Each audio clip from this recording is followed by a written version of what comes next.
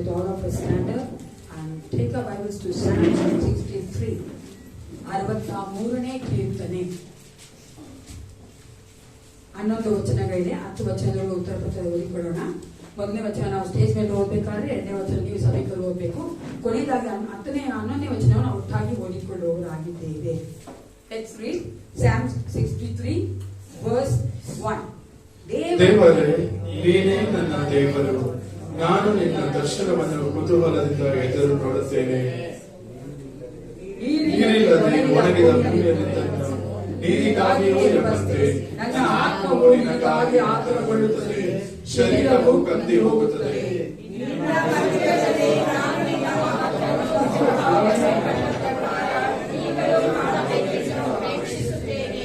ನಿನ್ನ ಪ್ರೇಮಾನುಭಾವವು ಜೀವಕ್ಕಿಂತಲೂ ಶ್ರೇಷ್ಠ, ನನ್ನ ಬಾಯಿ ನಿನ್ನನ್ನು ಕೀರ್ತಿಸುವುದು.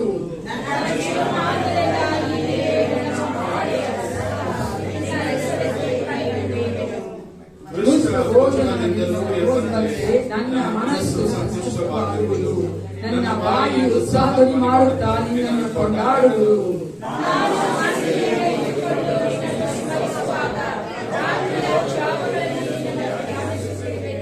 ನೀನು ನನಗೆ ಸಹಾಯಕನಾಗಿಯಲ್ಲ, ನಿನ್ನ ರೆಕ್ಕೆಗಳ ಮಳೆಯಲ್ಲಿ ಸುರಕ್ಷಿತನಾಗಿದ್ದುಕೊಂಡು ಆನಂದ ಘೋಷ ಮಾಡುತ್ತಿರುವೆನು.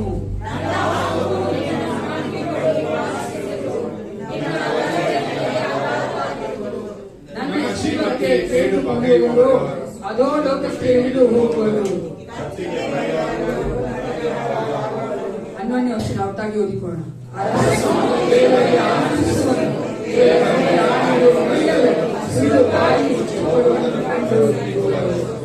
ಹೌದು ಪ್ರಿಯರೇ, ಯೇಸು ಕ್ರಿಸ್ತನ ಪ್ರಭಾವವು ಈ ಒಂದು ಮಂದಿರದಲ್ಲಿ ನಾವು ಕಾಣುವಂತೆ ನಮ್ಮನ್ನು ಒಪ್ಪಿಸಿಕೊಳ್ಳೋಣ. Let's give ourselves to the Lord so that we can experience the glory of the Lord. ದೇವರ ಒಂದು ಪ್ರಭಾವವನ್ನು, ಮಹಿಮೆಯನ್ನು ನಾವು ಕಾಣುವಂತೆ ನಾವು ನಮ್ಮನ್ನೇ ಒಪ್ಪಿಸಿಕೊಟ್ಟು ಈ ಆರಾಧನೆಯ ಪ್ರಾರಂಭದ ಈ ಒಂದು ಕಾರ್ಯವನ್ನು ನಾವು ಒಪ್ಪಿಸಿಕೊಟ್ಟು ಪ್ರಾರ್ಥನೆ ಮಾಡಿಕೊಳ್ಳೋಣ. ಹಲ್ಲೆಲೂಯಾ, ಸ್ತೋತ್ರ.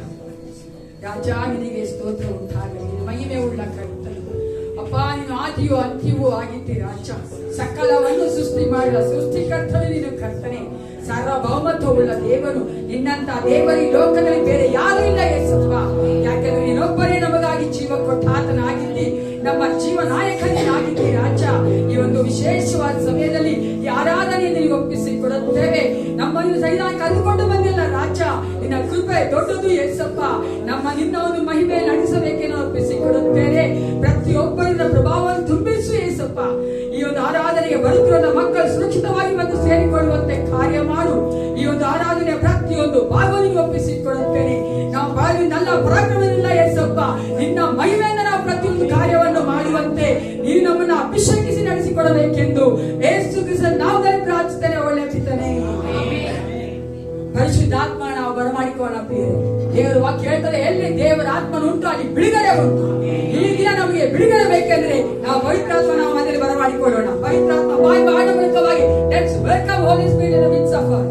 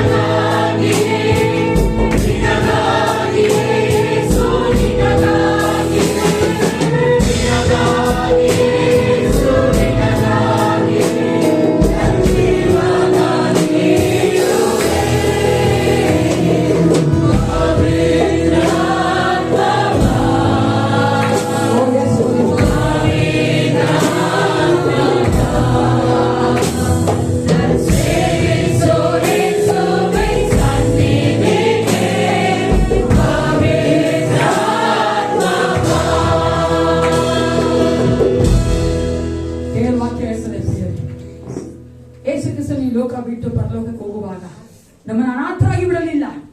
ಆತನ ಪರಿಶುದ್ಧಾತ್ಮ ನಮಗೆ ಸಹಾಯಕನಾಗಿ ಆಲೋಚನೆ ಕೊಡುವ ಆತನಾಗಿ ನಮ್ಮೊಂದಿಗೆ ವಾಸ ಮಾಡುವಂತೆ ನಮ್ಮ ಒಳಗಡೆ ವಾಸ ಮಾಡುವಂತೆ ಕಳಿಸಿಕೊಟ್ಟಿದ್ದಾನೆ. ಅಂತ ಒಂದು ಪರಿಶುದ್ಧಾತ್ಮ ನಮ್ಮ ಮಧ್ಯದಲ್ಲಿ ದೇವರು ಕಳಿಸಿಕೊಟ್ಟಿದ್ದಾನೆ ನಮಗಾಗಿ, ನಾವು ಆತನಿಗಾಗಿ ಜೀವಿಸುವುದಕ್ಕಾಗಿ. ನಾವೆಲ್ಲರೂ ಕುಳಿತುಕೊಂಡವರಾಗಿ ಧರ್ಮೋಪದೇಶ ಕಾಂಡ 20ನೇ ಅಧ್ಯಾಯ 4ನೇ ವಚನ ಈ ರೀತಿ ಹೇಳ್ತದೆ, ನಮ್ಮ ದೇವರಾದ ಯೆಹೋವನು ತಾನೇ ನಿಮ್ಮ ಸಂಗಡ ಇದ್ದು ಶತ್ರುಗಳನ್ನೇ ನಿಮಗೋಸ್ಕರ ಯುದ್ಧ ಮಾಡಿ ನಿಮಗೆ ಜಯವನ್ನುಂಟು ಮಾಡುವನು ಎಂದು ಹೇಳಬೇಕು. ಹಲ್ಲೆಲೂಯಾ. ನಮ್ಮ ಜೀವಿತದಲ್ಲಿ ಜಯವನ್ನ ಕೊಟ್ಟಿರುವಂತ ದೇವರಿಗೆ ನಾವು ಜಯ ಕೊಡುವ ದೇವರಿಗೆ ಮಹಾನವಳಕವಾಗಿ ದೇವರ ನಾವು ಸ್ತೋತ್ರ ಮಾಡೋಣ.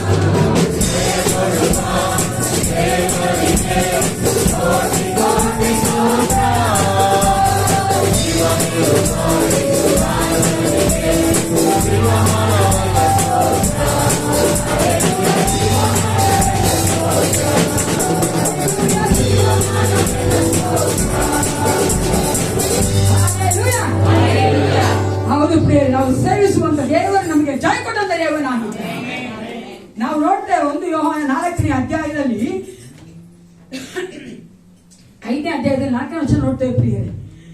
ದೇವರಿಂದ ಹುಟ್ಟಿರುವಂತದ್ದೆಲ್ಲವೂ ಲೋಕವನ್ನು ಜಯಿಸುತ್ತದೆ. ಲೋಕವನ್ನು ಜಯಿಸುವಂತದ್ದು ನಮ್ಮ ನಂಬಿಕೆ. ಯೇಸಪ್ಪ ಮೇಲೆ ನಾವು ನಂಬಿಕೆ ಇಟ್ಟಿದ್ದೇವೆ ಅಂದ್ರೆ ನಮಗೆ ಜೀವನ ಪರ್ಯಂತ ಜಯವೇ ಪ್ರಿಯರೇ. ನಾವೆಲ್ಲ ತಿಳಿದುಕೊಂಡವರಾಗಿ ಈ ಹಾಡನ್ನು ಆಡಿಕೊಳ್ಳ. ನೀವೇ ಸಾಕು ನನ್ನ ಯೇಸಯ್ಯ.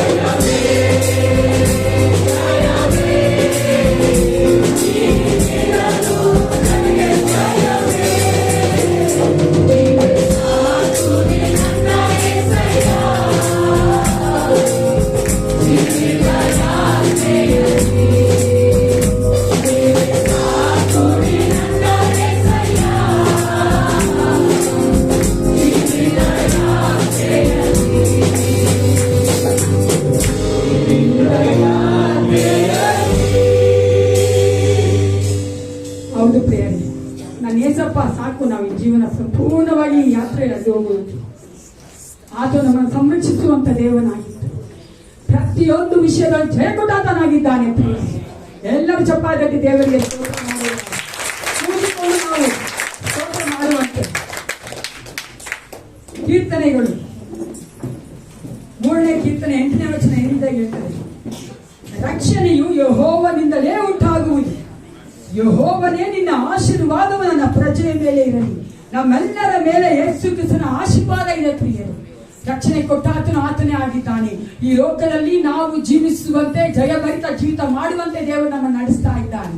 ಅದಕ್ಕಾಗಿ ನಾವು ಕ್ರಿಸ್ತನಲ್ಲಿ ಜೀವಿಸುವೆ ನನಗೆಂದು ಆಡನ್ನು ದೇವರಿಗೆ ಆಡಿ ನಾವು ಸ್ತೋತ್ರ ಮಾಡೋಣ.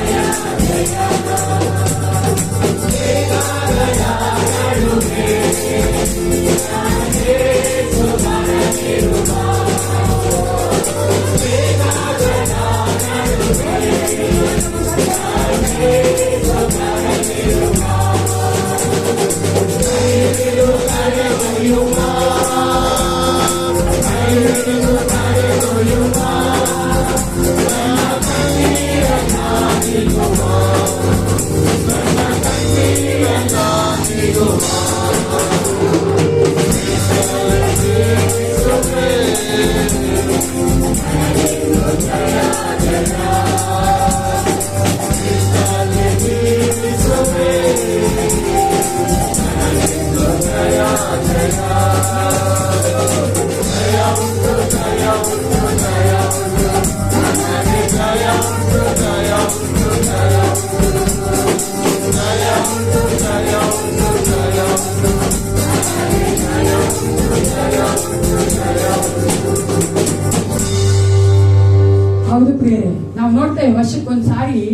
ಮಾಡಿದ ತಕ್ಷಣ ಎಂತ ಮಾಡ್ತಾರೆ, ಗರಿಗ ತೆಗೆದುಕೊಂಡು ಹೋಗಿ ಓಜಾನ ಅಂತ ಹಾಡ್ತಾರೆ. ನಾವಾದ್ರೂ ಪ್ರತಿದಿನ ಓಜಾನ ಹಾಡ್ತಾ ಇದ್ದೇವೆ. ಯಾಕಂದ್ರೆ ಓಜಾನ ಅರ್ಥನೇ lord save us, god is saving us daily.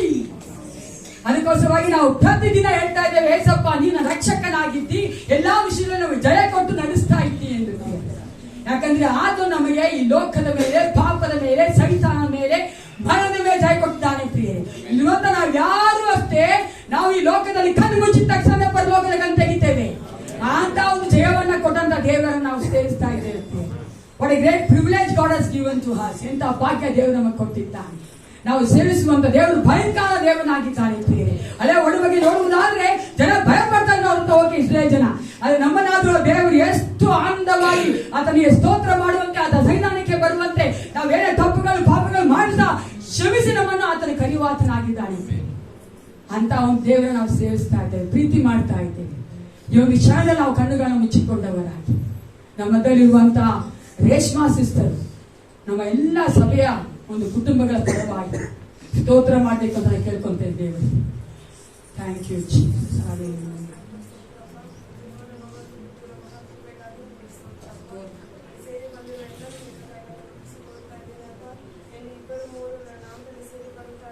ಅಲ್ಲಿ ಅವರ ನಡುವೆ ನಾನಿದ್ದೇನೆ ಎಂಬುದಾಗಿ ರೀತಿಯಾದ ಕಾರ್ಯವನ್ನು ಸಂಪತ್ತಿನದಂತೂ ನಿನಗೋಸ್ಕರ ಹಾಡಿ ಯೇಸುವಿನ ವಾಕ್ಯವನ್ನು ಕೇಳಲು ನಾವು ಬಂದಿರುವುದನ್ನು ಶುದ್ಧ ಪೂರ್ತಿಯಾಗಿ ನನ್ನ ಕಾರ್ಯವನ್ನು ನಮ್ಮ ಸಭೆಯಲ್ಲಿರುವ ಪ್ರತಿಯೊಬ್ಬರನ್ನು ನಿನ್ನ ಕೈಗಳನ್ನು ಬಿಸಿಕೊಡ್ತಾ ಇದ್ದೀನಪ್ಪ. ಎಲ್ಲ ಅವಶ್ಯಕತೆಗಳನ್ನು ಯೆಹೋವ ಹೀರೆ ಆಗಿಟ್ಟುಕೊಂಡು ನೀನು ಪೂರೈಸಿಕೊಂಡೆ ಬರುತ್ತಿದೆ. ಅದಕ್ಕಾಗಿ ನಮ್ಮ ಜೊತೆ ಯಾವಾಗಲೂ ಇದೆಯಾ, ಅದಕ್ಕಾಗಿ ನಮ್ಮ ಜೀವಿತದಲ್ಲಿ ಮಾಡಿರುವ ಎಲ್ಲ ಉಪಕಾರಗಳಿಗಾಗಿ ಇದುವರೆಗೂ ಕಾಯ್ದೆ ಎದುರಿಸದೆ ಇನ್ನು ಮುಂದೆ ಕಾಯ್ದೆ ಶಕ್ತರಾಗಿದೆಯಾ, ಅದಕ್ಕಾಗಿ ಯೇಸುವಿನ ನಾಮದಲ್ಲಿ ಬೇಡಿಕೊಂಡಿದ್ದೇನೆ. ಆಮೆನ್. 421:31 ಈ ರೀತಿಯಾಗಿ ಹೇಳ್ತೇವೆ, ಅಶ್ವಬಲವು ಯುದ್ಧ ದಿನಕ್ಕಾಗಿ ಸನ್ನದ್ಧವಾಗಿದ್ದರೂ ಜಯವೂ ಯೆಹೋವನದೇ. ನಮ್ಮ ಜೀವಿತ ನಾವೆಲ್ಲ ಎಕ್ಸರ್ಸೈಸ್ ಮಾಡ್ಬೋದು ಪ್ರಿಯ. ನಮ್ಮ ಹಣಬಲ, ನಮ್ಮ ಭುಜಬಲ, ನಮ್ಮ ಜ್ಞಾನ ಬಲ, ಏನೇ ಎಲ್ಲ ಮಾಡುದು ಸಹ ಜಯ ಕೊಡುವಾತ ನನ್ನ ಕರ್ತನೇ ಆಗಿದ್ದಾನೆ. ಅಂತ ದೇವರಿಗೆ ಕಾಲ ದಿನಗಳೆಲ್ಲ ದೇವರ ನಮ್ಮೊಂದಿಗೆ ನಡೆಸಿದ್ದಾನಲ್ಲ, ಅದಕ್ಕಾಗಿ ನಮ್ಮ ಬ್ರದರ್ ಗಿರೀಶ್ ಅವರು ನಮ್ಮ ಒಂದು ಸಭೆಯ ಎಲ್ಲ ಕುಟುಂಬದ ಪರವಾಗಿ ದೇವರಿಗೆ ಸ್ತೋತ್ರ ಮಾಡಬೇಕು. ಸ್ತೋತ್ರ ಸ್ವಾಮಿ, ಜೀವಿಸುವುದಾಗಿ ದೇವರೇ ಪ್ರಸನ್ನತೆಗೆ ಬರ್ತವೆ ಸ್ವಾಮಿ. ನೀನು ಒಳ್ಳೆಯ ಸ್ವಾಮಿ, ನಾವೆಲ್ಲ ಜೀವಿತಗಳಲ್ಲಿ ನೀನು ಒಳ್ಳೆಯ ಕಾರ್ಯಗಳನ್ನ ಮಾಡಿದ್ದೀರಿ, ಅದಕ್ಕಾಗಿ ನಿಮಗೆ ಸ್ತೋತ್ರ ದೇವರೇ. ಸಭೆಯಾಗಿ ನಿಮಗೆ ಕೃತಜ್ಞತೆಗಳನ್ನ ಸಲ್ಲಿಸ್ತೇವೆ ಸ್ವಾಮಿ. ದೇವರಪ್ಪ ರಾಜ, ನಮ್ಮ ವೈಯಕ್ತಿಕ ಜೀವನದಲ್ಲಿ ನೀನು ಮಾಡಿರುವಂತ ದೇವರ ಎಲ್ಲ ಮೇಲುಗಳನ್ನು ನೆನೆಸಿ ನಿನಗೆ ಕೃತಜ್ಞತೆ ಸಲ್ಲಿಸ್ತೇವೆ ಸ್ವಾಮಿ. ದೇವರ ಅನೇಕ ಪರಿಸ್ಥಿತಿಗಳಲ್ಲಿ ನಾವೆಲ್ಲರೂ ಹಾದು ಹೋಗುವಾಗ ದೇವರೇ ನೀವು ನಮ್ಮ ಜೊತೆಯಲ್ಲಿದ್ದು ನಮ್ಮ ಕೈ ಹಿಡಿದು ನಮ್ಮ ಬೆನ್ನ ಸಬರಿ ದೇವರಪ್ಪ ನಮ್ಮನ್ನ ಮುಂದೆ ನಡೆಸಿದಂತ ದೇವರು ನೀನಾಗಿದ್ದೀರಿ, ಅದಕ್ಕಾಗಿ ನಿಮಗೆ ಸ್ತೋತ್ರ ಸ್ವಾಮಿ. ದೇವರೇ ಅನೇಕ ಸಮಯಗಳಲ್ಲಿ ಸೋತು ಹೋದಾಗ ದೇವರೇ ನಮ್ಮನ್ನ ಮೇಲೆತ್ತಿ ದೇವರಪ್ಪ ನಮಗೆ ಹೊಸ ದೇವರ ಜೀವವನ್ನ ಕೊಟ್ಟು ನಮ್ಮನ್ನ ಮುಂದೆ ನಡೆಸಿದಂತ ದೇವರು ನೀನಾಗಿದ್ದೀರಿ, ಅದಕ್ಕಾಗಿ ನಿಮಗೆ ಸ್ತೋತ್ರ ಸ್ವಾಮಿ. ದೇವರೇ ಅಪ್ಪ ರಾಜ, ಪಾಪವು ನಮ್ಮ ಬಳಿಯಲ್ಲಿ ಸುಳಿಯದ ಹಾಗೆ ದೇವರೇ, ರೋಗವು ನಮ್ಮ ಬಳಿಯಲ್ಲಿ ಸುಳಿಯದ ಹಾಗೆ ದೇವರೇ ನೀನು ರಕ್ತದ ಕೋಟೆಯಿಂದ ನಮ್ಮನ್ನ ಕಾಯ್ತಾ ಇದ್ದೀರಿ, ಅದಕ್ಕಾಗಿ ನಿಮಗೆ ಸ್ತೋತ್ರ ಸ್ವಾಮಿ. ದೇವರೇ ಸಭೆಯಾಗಿ ನಿನಗೆ ವಂದನೆಗಳನ್ನ ಕೃತಜ್ಞತೆಗಳನ್ನ ಸಲ್ಲಿಸ್ತೇವೆ ಸ್ವಾಮಿ. ದೇವರೇ ಲೋಕದಲ್ಲಿ ಅನೇಕ ಜನ ದೇವರೇ ಈ ದಿನ ದೇವರ ಮರಣ ಹೊಂದಿದ್ದಾರೆ ಅಪ್ಪ ರಾಜ, ಈ ಲೋಕವನ್ನು ಬಿಟ್ಟು ಹೋಗಿದ್ದಾರೆ ದೇವರೇ. ನಮಗಾದರೂ ದೇವರೇ ರಾತ್ರಿ ಮಲಗಿ ಬೆಳಗ್ಗೆ ಎದ್ದೋಳ್ಲಿಕ್ಕೆ ದೇವರ ಹೊಸ ಜೀವವನ್ನ ಕೊಟ್ಟು ನಿನ್ನ ಸನ್ನಿಧಿಯಲ್ಲಿ ಕಾಣಿಸಿಕೊಳ್ಳುವಂತ ಕೃಪೆಯನ್ನ ಕೊಟ್ಟಿದ್ದೀರಲ್ಲ ಸ್ವಾಮಿ, ಅದಕ್ಕಾಗಿ ನಿಮಗೆ ಕೃತಜ್ಞತೆಗಳನ್ನ ಸಲ್ಲಿಸ್ತೇವೆ ದೇವರೇ. ಅಪ್ಪ ರಾಜ, ನೀನು ದೇವರೇ ಮಹೋನ್ನತನು, ನಮ್ಮನ್ನ ಕಾಯುವಂತ ಗುರಾಣಿಯು ನೀನಾಗಿದ್ದೀರ, ಅದಕ್ಕಾಗಿ ನಿಮಗೆ ಸ್ತೋತ್ರ. ಅಪ್ಪ ರಾಜ ದೇವರಪ್ಪ ದೇವರೇ, ನಾವು ಕಾರ್ಗತ್ತಿಲಿನ ಕಣಿವೆಯಲ್ಲಿ ನಡೆಯುವಾಗಲೂ ನೀನು ಹತ್ತಿರ ಇರುವುದರಿಂದ ಕೇಳಿಗೆ ಹೆದರೋದಿಲ್ಲ ಸ್ವಾಮಿ. ಅಪ್ಪ ನೀವು ನಮ್ಮ ಧೈರ್ಯವಾಗಿದ್ದೀರಿ, ಅದಕ್ಕಾಗಿ ನಿಮಗೆ ಸ್ತೋತ್ರ ದೇವರೇ. ಸಭೆಯಾಗಿ ಸ್ವಾಮಿ ನಿನಗೆ ಕೃತಜ್ಞತೆಗಳನ್ನ ದೇವರಪ್ಪ ಸ್ತೋತ್ರವನ್ನ ದೇವರೇ ಯಜ್ಞವಾಗಿ ಸಮರ್ಪಿಸ್ತೇವೆ ತಂದೆ. ಆಮೆನ್. ಈ ಸಮಯ ನಾವು ದೇವರನ್ನ ಆರಾಧನೆ ಮಾಡುವಂತೆ, ಸ್ತೋತ್ರ ಮಾಡುವಂತೆ, ಆಕಾಶದಲ್ಲಿ ಭೂಮಿಯಲ್ಲಿ ಮಹನ ಮೂಲಕವಾಗಿ ದೇವರಿಗೆ ಸ್ತೋತ್ರ ಮಾಡೋಣ.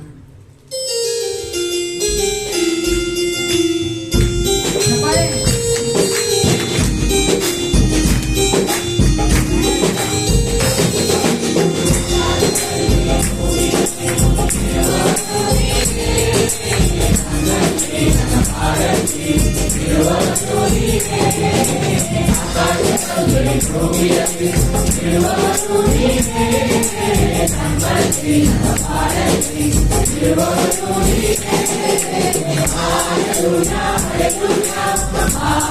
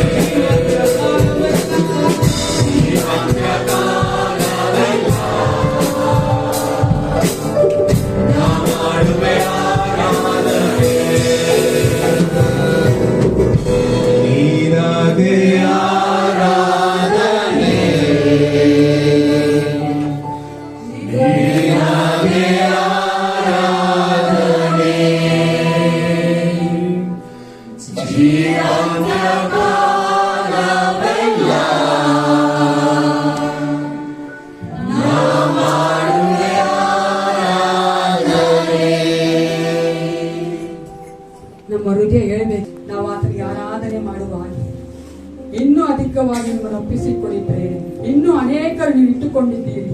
ಅನೇಕ ಕಾರ್ಯಗಳ ಬಗ್ಗೆ ಯೋಚನೆ ಮಾಡ್ತಾ ಇದ್ದೀರಿ.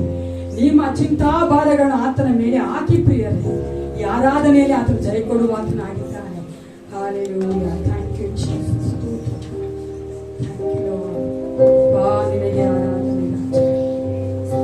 You alone the worthy Father.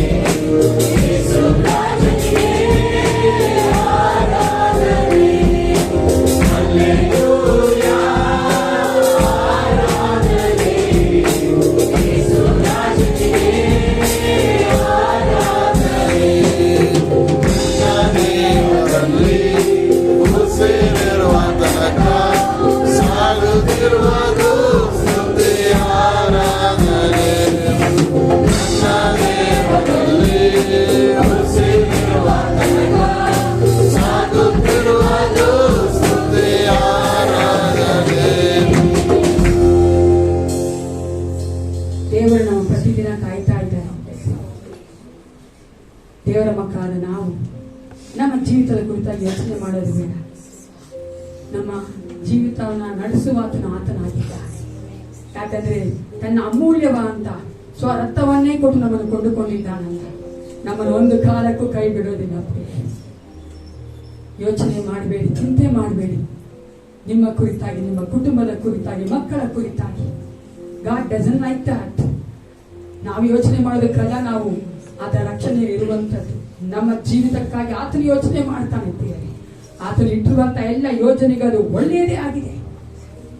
Thank you Jesus. Hallelujah.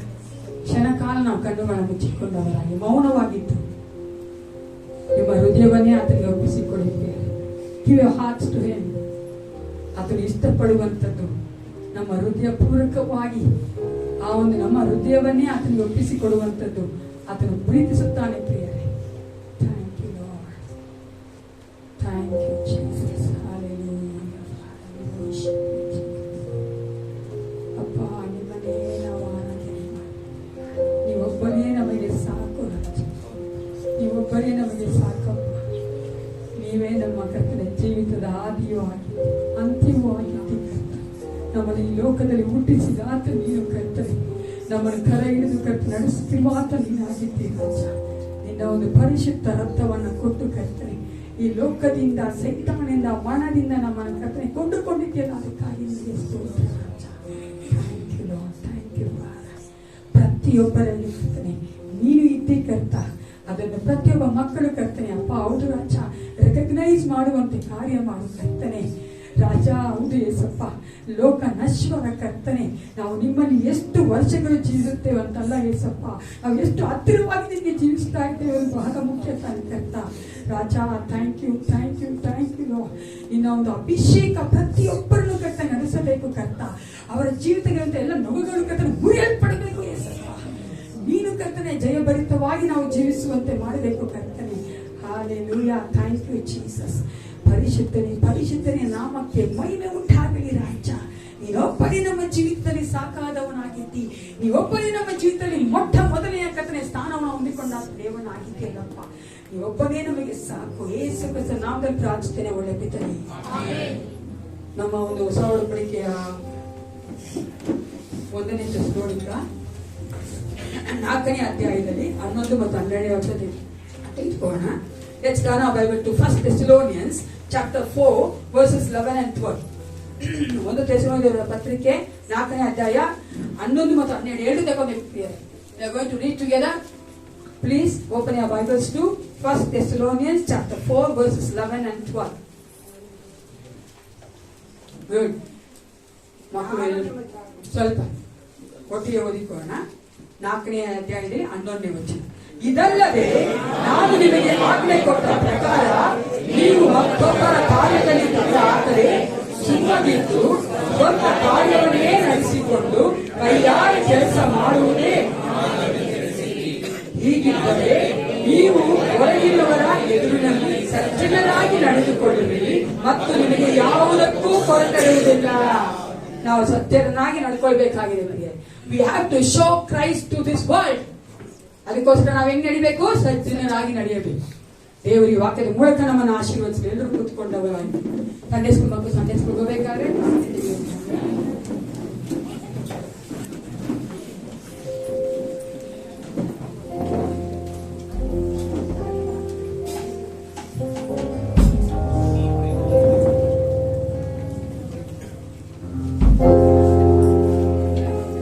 నీ ప్రేమ ఎంతో ఎంతో మధురం, యేసు నీ ప్రేమ ఎంతో ఎంతో మధురం, యేసయ్యా నీ ప్రేమ మధురాతి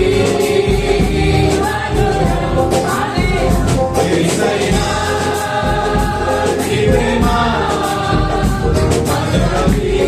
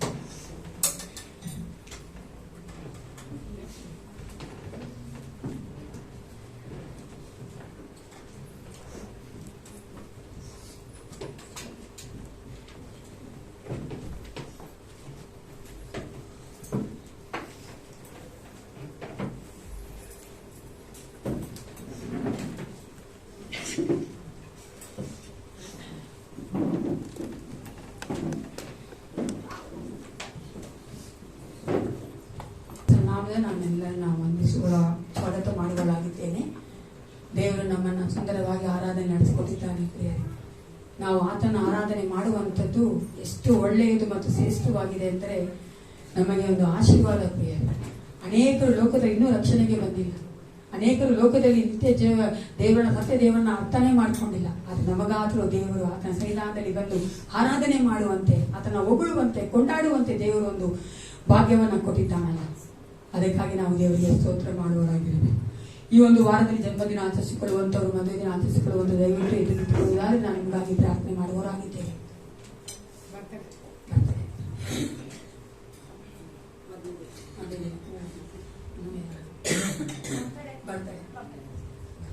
ಬರ್ತಡೆ ಅಲ್ಲಮ್ಮ, ಪ್ರಾರ್ಥನೆ ಮಾಡಿ. ಭೂಮಿ ಆಕಾಶಗಳನ್ನು ಸೃಷ್ಟಿ ಮಾಡಿದಂತಹ ಪರಲೋಕ ತಂದೆ, ಅಪ್ಪ ಪಿತನೇ, ಈ ಒಂದು ಬೆಳಗಿನ ಜಾವಕ್ಕಾಗಿ ನಿಮಗೆ ಸ್ತೋತ್ರ ಉಂಟಾಗಲಿ. ಅಪ್ಪ, ನೀನು ಒಳ್ಳೆಯವನಾಗಿದ್ದಿ, ನಮ್ಮ ಜೀವಿತಗಳಲ್ಲಿ ಒಳ್ಳೆ ಕಾರ್ಯಗಳನ್ನ ಮಾಡುತ್ತಾ ಇದ್ದೀವಿ ರಾಜ. ನಾವು ಕರ್ತ ನಿನ್ನ ಸನ್ನಿಧಾನದಲ್ಲಿ ಜೀವಂತವಾಗಿ ಈ ಲೋಕದಲ್ಲಿ ಜೀವಿಸುವಂತೆ, ನಿನ್ನ ಸನ್ನಿಧಾನಕ್ಕೆ ಬರುವಂತೆ ನಮ್ಮನ್ನು ನಡೆಸಿದ್ದಿ. ಅದಕ್ಕಾಗಿ ಸ್ತೋತ್ರ. ವಿಶೇಷವಾಗಿ ಅಪ್ಪ, ನಿನ್ನ ಸೇವಕರಾದಂಥ ಅಪ್ಪ ಜೇಕಬಣ್ಣನು ಕರ್ತನೆ, ಬೇರೆ ಆಂಟೆ ನಿಮ್ಗೆ ಒಪ್ಪಿಸಿಕೊಡುತ್ತೇನೆ ರಾಜ. ಅವನ ಗಂಡ ಹೆಂಡತಿಯಾಗಿ ಮಾಡಿದಾತ ನೀನಾಗಿದ್ದಿ. ಇಷ್ಟು ವರ್ಷಗಳ ಕಾಲ ನಂಬಿಗಸ್ತನಾಗಿ ಆ ಒಂದು ದಂಪತಿಗಳಿದ್ದಿ. ಅದಕ್ಕಾಗಿ ನಿನಗೆ ಸ್ತೋತ್ರಪ್ಪ. ನಿನ್ನ ರಾಜ್ಯದ ಒಂದು ಕರ್ತನೆ ವಿಸ್ತರಣೆಗಾಗಿ, ಈ ಒಂದು ಸಭೆಯ ಕರ್ತನೆ ಹೌದು ರಾಜ ಪ್ರಯೋಜನಕ್ಕಾಗಿ ಆ ಮಕ್ಕಳು ಉಪಯೋಗಿಸಿಕೊಂಡಿದ್ದೆ. ಅದಕ್ಕಾಗಿ ನಿನಗೆ ಸ್ತೋತ್ರ. ಆ ಮಕ್ಕಳು ಈ ಒಂದು ಕರ್ತನೆ ಸಭೆಯಲ್ಲಿ ಆಶೀರ್ವಾದವಾಗಿರುವಂತೆ ನೀನು ಕಾರ್ಯ ಮಾಡಿದ್ದಿಲ್ಲ ಏಸಪ್ಪ. ಅವರಿಬ್ಬರನ್ನ ಆಶೀರ್ವದಿಸು, ದಾಂಪತ್ಯ ಜೀವಿತನ ಆಶೀರ್ವದಿಸು ಅಪ್ಪ. ಈ ವಯಸ್ಸಾದ ಕಾಲದಲ್ಲಿ ಸಹ ಕರ್ತನೆ ಒಬ್ಬರನ್ನೊಬ್ಬರು ಪ್ರೀತಿಸುವಂತೆ ನೀವು ಮಾಡಿದ್ದೆ. ಅದಕ್ಕಾಗಿ ಸ್ತೋತ್ರ. ಅವರಿಬ್ಬರಲ್ಲೂ ಕರ್ತನೆ ಇದ್ದಿ. ಅದಕ್ಕಾಗಿ ನಿನಗೆ ಸ್ತೋತ್ರಪ್ಪ. ಇಬ್ಬರಿಗೂ ನಿನ್ನ ಮೇಲೆ ಇರುವಂತಹ ಒಂದು ವಾಂಛೆಗಾಗಿ, ಆಸೆಗಾಗಿ, ಆ ಪ್ರೀತಿಗಾಗಿ ನಿನಗೆ ಸ್ತೋತ್ರ ಉಂಟಾಗಲಿ. ಅವರಿಗೆ ನೀನು ಅನುಗ್ರಹಿಸಿಕೊಟ್ಟಿರುವಂತ ಹೌದು ರಾಜ 3 ಹೆಣ್ಣು ಮಕ್ಕಳನ್ನ, ಅವ್ರ ಹಳೆಯಂದ್ರೆ ನಾವು ಮೊಮ್ಮಕ್ಕಳು ಸಹ ನಿನಗೆ ಒಪ್ಪಿಸಿಕೊಡುತ್ತೇನೆ. ಹಾಲೆಲೂಯಾ. ನೀನು ಸಂತತಿಗ ದೇವನಾಗಿದ್ದೀ ರಾಜ. ಈ ಕುಟುಂಬವನ್ನು ನೀನು ಪರಿಪೂರ್ಣವಾಗಿ ಆಶೀರ್ವದಿಸೋದಕ್ಕಾಗಿ ಸ್ತೋತ್ರ ಏಸಪ್ಪ. ಅವರಿಬ್ಬರ ಮೂಲಕವಾಗಿ ಅನೇಕರಿಗೆ ನೀನು ಆಶೀರ್ವಾದ ಕೊಟ್ಟಿದ್ದಿ. ಅದಕ್ಕಾಗಿ ನಿನಗೆ ಸ್ತೋತ್ರ. ವಿಶೇಷವಾಗಿ ಅವರಿಗೆ ಬೇಕಾದಂತಹ ಆರೋಗ್ಯ ದಯಪಾಯಿಸಿಕೊಡು. ಜೇಕಬಣ್ಣಗೆ ಬೇಕಾಗಿರುವಂತಹ ನಿನ್ನ ಆರೋಗ್ಯ ಕೊಡಬೇಕು ನಾನು ಬೇಡುತ್ತೇನೆ. ಎಲ್ಲ ಬಲಹೀನತೆ ತೆಗೆದುಹಾಕು ಏಸಪ್ಪ. ನೀನು ಆರೋಗ್ಯದಾಯಕನಾಗಿದ್ದಿ, ಯೆಹೋವ ರಾಫ ಆಗಿದ್ದಿ ಅಪ್ಪ. ನೀನು ಕರಚಾಚಿ ಕರ್ತನ ಒಂದು ಮಾತು ಹೇಳಿದ್ರೆ ಸಾಕು ಏಸಪ್ಪ. ಆ ಮಗನು ಗುಣಮುಖರಾಗುತ್ತಾರೆ ಕರ್ತನೆ. ಬಲಪಡಿಸು ರಾಜ, ಬಲಪಡಿಸು. ಇನ್ನೂ ಅಧಿಕವಾಗಿ ಆ ಮಕ್ಕಳು ನಿನ್ನನ್ನೇ ದೃಷ್ಟಿಸಿ ನೋಡುವಂತೆ ಕಾರ್ಯ ಮಾಡು ರಾಜ. ಕೊಂಡಮ್ಮ ಮಗನ ಆಶೀರ್ವದಿಸು. ಕಳೆದ ವರ್ಷಕ್ಕಿಂತ ಈ ವರ್ಷ ಇನ್ನೂ ಅಧಿಕವಾಗಿ ನಿನ್ನ ಆಶೀರ್ವಾದ ಹೊಂದಿಕೊಳ್ಳುವಂತ ಮಗಳಾಗಿ ಒಳ್ಳೆ ಆರೋಗ್ಯ ದಯಪಾಲಿಸಿಕೊಡು. ಆ ಮಗಳು ಕೈ ಇಟ್ಟು ಮಾಡುವಂತ ಪ್ರತಿಯೊಂದು ಕೆಲಸದಲ್ಲಿ ಸಫಲತೆ ಕಾಣುವಂತೆ ಕಾರ್ಯ ಮಾಡು ರಾಜ. ಆ ಮಗಳೊಂದಿಗೆ ಇರುವಂತಹ ಪ್ರತಿಯೊಂದು ಮಕ್ಕಳು ಕರ್ತನೆ ಆ ಮಗಳ ಅರ್ಥ ಮಾಡಿಕೊಳ್ಳುವಂತೆ ಕಾರ್ಯ ಮಾಡು ರಾಜ. ಎಲ್ಲ ನೋವನ್ನು ತೆಗೆದಾಕು, ಬಲಪಡಿಸು ಏಸಪ್ಪ. ಅಪ್ಪ, ನಿನ್ನ ಮಗದ ಕರ್ತನೆ ಮಂಜು ನಿಂಗೆ ಒಪ್ಪಿಸಿಕೊಳ್ಳುತ್ತೇನೆ. ಮಂಜು ಜೀವಿತದಲ್ಲಿ ಮಾಡ್ತಿರುವಂತಹ ಎಲ್ಲ ಅದ್ಭುತಗಳಿಗಾಗಿ ನಿನಗೆ ಸ್ತೋತ್ರಪ್ಪ. ಈ ವರ್ಷ ಮಗಳಿಗೆ ಸಂಪೂರ್ಣ ನಿನ್ನ ಆರೋಗ್ಯ ಕೊಡುತ್ತೆ. ಅದಕ್ಕಾಗಿ ನಿನಗೆ ಸ್ತೋತ್ರ. ನಾವು ಸರಿಯಾಗಿ ನಂಬುತ್ತೇವೆ ಕರ್ತನೆ. ಮನುಷ್ಯನಿಗೆ ಅಸಾಧ್ಯವಾದದ್ದು ವೈದ್ಯರಿಗೆ ಆಗದೇ ಇರುವಂತದ್ದು ನಿನ್ನ ಆಗುತ್ತದೆ ಏಸಪ್ಪ. ನೀನು ಆ ಮಗಳಿಗೆ ಆರೋಗ್ಯ ಕೊಡ್ತಿ. ಆ ಮಗಳ ಕರ್ತನೆ ಮೊದಲಿನ ಹಾಗೆ ನಾರ್ಮಲ್ ಆಗಿ ನೀನು ಮಾಡುತ್ತೆ. ಅದಕ್ಕಾಗಿ ನಿನಗೆ ಸ್ತೋತ್ರ. ವಿಶೇಷವಾದ ಬಳಿನ ಆ ಮಗನ ತುಂಬಿಸು. ಆ ಮಗಳಿಗೆ ಬೇಕಾದ ನಿನ್ನ ಜ್ಞಾನವನ್ನ ಕೊಡು ರಾಜ. ಅಪ್ಪ ಎಲ್ಲ ತರದ ನೋವನ್ನು ತೆಗೆದಾಕು ಕರ್ತನೆ. ಆ ಮಗ ಹೃದಯದಲ್ಲಿರುವಂತಹ ಬೇಡದ ಎಲ್ಲ ಕಾರ್ಯಗಳು ಯೇಸುವಿನ ನಾಮದಲ್ಲಿ ತೆಗೆದುಹಾಕಲ್ಪಡಲಿ. ಆ ನೆಗೆಟಿವ್ ಥಾಟ್ಸ್ ತೆಗೆದುಹಾಕು ಯೇಸಪ್ಪ. ನಿನ್ನಲ್ಲಿ ಆ ಮಗಳು ಪಾಸಿಟಿವ್ ಆಗಿರುವಂತೆ, ನಿನ್ನಲ್ಲಿ ಆ ಮಗಳು ಕಟ್ಟ ನಂಬಿಕೆ ಇರುವಂತೆ ಈ ಕಾರ್ಯ ಮಾಡು ಅಪ್ಪ. ನಿನ್ನ ಸೇವಿಕೆ ಆದ ಜಾನಕಿ ಸಿಸ್ಟರ್ಗೆ ಒಪ್ಪಿಸಿಕೊಳ್ಳುತ್ತೇನೆ. ಆ ಮಗಳ ಜೀವಿತಕ್ಕಾಗಿ ನಿನಗೆ ಸ್ತೋತ್ರ ರಾಜ. ಹಲ್ಲೆಲೂಯಾ. ನೀನು ಕರೆದಾತರು ಇಷ್ಟು ವರ್ಷ ನಂಬಿಕೆಸ್ತನಾಗಿ ನಡೆಸಿಕೊಂಡು ಬಂದಿದ್ದೆ, ಅದಕ್ಕಾಗಿ ನಿನಗೆ ಸ್ತೋತ್ರಪ್ಪ.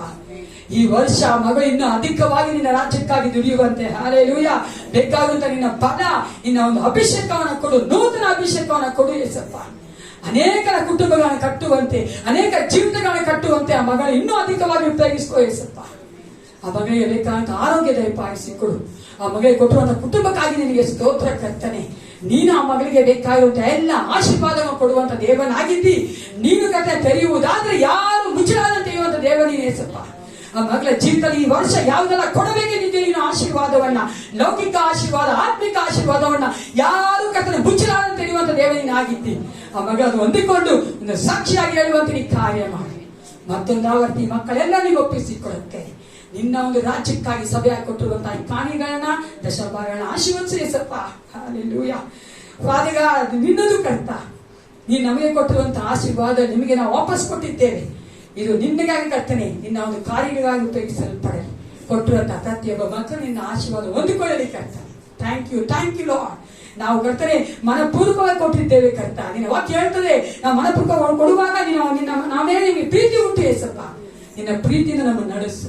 ಕೊರತೆ ಇಲ್ಲದೆ ಕರ್ತನೆ ನಾವು ಸಮೃದ್ಧಿಯಾಗಿ ಜೀವನ ಮಾಡುವಂತೆ ಕಾರ್ಯ ಮಾಡು ಅಪ್ಪ. ಮುಂಬರುವಂತ ಕರ್ತನೆ, ಮುಂದೆ ಇರುವಂತಹ ವಾಕ್ಯ ನಿಮಗೆ ಒಪ್ಪಿಸಿಕೊಡುತ್ತೇನೆ. ವಾಕ್ಯ ಭಾಗದ ಮೂಲಕವಾಗಿ ನಿನ್ನ ಒಂದು ವಾಕ್ಯದ ಮೂಲಕ ನಮ್ಮೊಂದಿಗೆ ಮಾತನಾಡಿ ಸಂಡೇ ಸ್ಕೂಲ್ ಮಕ್ಕಳನ್ನ, ಟೀಚರ್ಸ್ನ ಆಶೀರ್ವದಿಸು.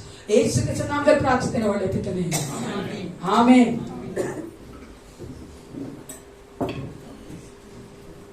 ಜೀವನದಿಂದ ಯೇಸು ಕ್ರಿಸ್ತನ ನಾಮದಲ್ಲಿ ನಮ್ಮೆಲ್ಲರನ್ನ ಸ್ತೋತ್ರ ಮಾಡುವಳಾಗಿದ್ದೇನೆ, ನಿಮ್ಮನ್ನ ವಂದಿಸುವಳಾಗಿದೆ. ಯೇಸು ಕ್ರಿಸ್ತನ ನಾಮದಲ್ಲಿ ನಾನು ಸ್ತೋತ್ರ ಮಾಡ್ತೇನೆ ಪ್ರಿಯರೇ. ಯೇಸು ಕ್ರಿಸ್ತನು ಎಷ್ಟು ಒಳ್ಳೆಯವನಾಗಿದ್ದಾನೆ, ನಮ್ಮ ಜೀವಿತದಲ್ಲಿ ಎಷ್ಟು ಕಾರ್ಯಗಳು ಮಾಡಿದ್ದಾನೆ ಪ್ರಿಯರೇ ಅಲ್ವಾ. ನಮ್ಮ ಒಂದು ಕುಟುಂಬ, ನಮ್ಮ ಒಂದು ದೇವಜಾತಿ ಕುಟುಂಬ ನೋಡುವುದಾದ್ರೆ ಎಲ್ಲಾ ವಯಸ್ಸವರು ಇರ್ತೀವಿ ಅಲ್ವಾ. ಕೆಲವೊಂದು ಕುಟುಂಬದಲ್ಲಿ ನೋಡಿದ್ರೆ, ನೀವು ಕೆಲವೊಂದು ಸಭೆಗಳು ನೋಡಿದ್ರೆ, ಅದು ಫಾರಿನ್ ಸಭೆಯಲ್ಲಿ ನೋಡಿದ್ರೆ ಬರೀ ವಯಸ್ಸಾದವರು ಇದ್ರು. ಅದೇ ನಮ್ಮ ಒಂದು ಸಭೆಯಲ್ಲಾದ್ರೂ ಎಲ್ಲ ಇರೋದಲ್ವಾ. ಚಿಕ್ಕ ಮಗು ಲಾಸ್ಟ್ ವೀಕ್ ನಾವು ಡೆಡಿಕೇಶನ್ ಮಾಡಿ, ಆ ಮಗುವಿಂದ ಹಿಡಿದು ವಯಸ್ಸಾದಂತವ್ರಿಗೂ ಇದ್ದಾರೆ. ಅವರೆಲ್ಲ ದೇವರು ಎಷ್ಟು ಸುಂದರವಾಗಿ ಕಾಯ್ತಾ ಇದ್ದಾರೆ. ಅದಕ್ಕಾಗಿ ನಾನು ದೇವರಿಗೆ ಸ್ತೋತ್ರ ಮಾಡ್ತೇನೆ. ಈ ಸಮಯದಲ್ಲಿ ನಮ್ಮ ಟೈಟಲ್ಸ್ ಅವರು ಮುಂದೆ ಬಂದು ಅನೌನ್ಸ್ಮೆಂಟ್ ಅಂತ ಹೇಳ್ಕೊಳ್ತೇನೆ. ದಯವಿಟ್ಟು ಅನೌನ್ಸ್ಮೆಂಟ್ ಕೇಳಿಸ್ಕೊಳ್ಳಿ.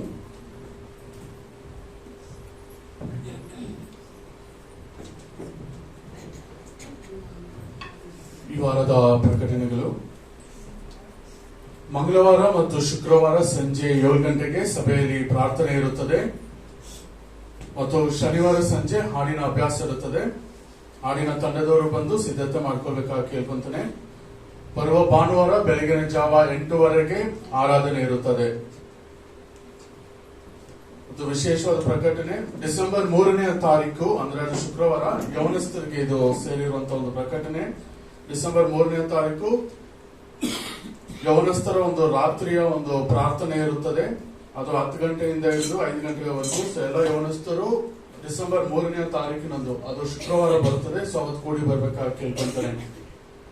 ಮತ್ತು ಇವತ್ತು ಈಗಾಗಲೇ ಒಂದು ಸಮಾರಿಟನ್ ಬಾಕ್ಸಸ್ ಅನ್ನ ಕೊಟ್ಟಿರುತ್ತಾರೆ. ಸೊ ಯಾರ್ಯಾರು ಈ ಸಮಾರಿಟನ್ ಬಾಕ್ಸ್ ತಗೊಂಡಿದ್ದೀರೋ ಅವರು ಸಭೆ ಆದ ನಂತರ ಒಂದು 5 ರಿಂದ 10 ನಿಮಿಷಗಳ ಕಾಲ ಇರಬೇಕಾಗಿ ಕೇಳ್ಕೊಂತಾನೆ. SDMA ಪ್ರೆಸಿಡೆಂಟ್ ಅವರು, ರೇಚಲ್ ಅವರು ಒಂದು ಕೆಲವು ಇನ್ಸ್ಟ್ರಕ್ಷನ್ಸ್ ನ ಕೊಡ್ಲಿಕ್ಕಿದ್ದಾರೆ. ಸೊ ಸಭೆ ಆದ ನಂತರ ಈ ಸಮಾರಿಟನ್ ಬಾಕ್ಸ್ ತಗೊಂಡಿರೋರು ಒಂದು 5 ರಿಂದ 10 ನಿಮಿಷಗಳ ಕಾಲ ಇರಬೇಕಾಗಿ ಕೇಳ್ಕೊಂತಾರೆ. 5-10 ಇಲ್ಲ ಅಂದ್ರೆ 15 ನಿಮಿಷ ಇರಲಿ, ಪರವಾಗಿಲ್ಲ ಅಲ್ವಾ. ಲೋಕ ಕಾರ್ಯಕ್ಕೆ ಸಮಯ ಕೊಡ್ತೀವಿ ನಾವು ಅಲ್ವಾ. ಅದಕ್ಕೋಸ್ಕರವಾಗಿ ಆಮೇಲೆ ಯೌವನಸ್ಥ ಮಕ್ಕಳು ದಯವಿಟ್ಟು ಕೇಳಿಸ್ಕೊಳ್ಬೇಕು. ನೀವೆಲ್ಲರೂ ಯೌವನಸ್ಥರು ಕೂಡಿ ಬಂದು 3ನೇ ತಾರೀಕು ರಾತ್ರಿ ಪ್ರೇಯರ್ಗೆ ಸೇರಿ ಬರ್ಬೇಕಂತ ನಾನು ಪ್ರೀತಿಯಿಂದ ಕೇಳ್ಕೊಳ್ತೇನೆ. ಹೋಗೋ ಮುಂಚಿತವಾಗಿ ಒಂದು ಸಾಕ್ಷಿ ಹೇಳ್ಬೇಕಂತ ನಾನಿದ್ದೇನೆ. ಇವತ್ತು ಬೆಳಿಗ್ಗೆ ನನಗೆ ತುಂಬಾ ಆರೋಗ್ಯ ಕಷ್ಟ ಆಗೋಯ್ತು. ನಿಮ್ಮೆಲ್ಲರಿಗೂ ಗೊತ್ತು, ನನಗೆ ಗ್ಯಾಸ್ಟ್ರಿಕ್ ಪ್ರಾಬ್ಲಮ್ ಇದೆ.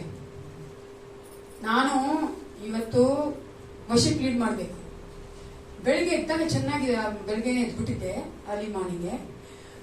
ರಾತ್ರಿ ಬೇರೆ ಸ್ವಲ್ಪ ನಿದ್ದೆ ಇಲ್ಲ ನನಗೆ. ಬೆಳಿಗ್ಗೆ ಚೆನ್ನಾಗೇ ಇದ್ದೆ, ಎಲ್ಲ ಮಾಡ್ಕೊಂಡೆ.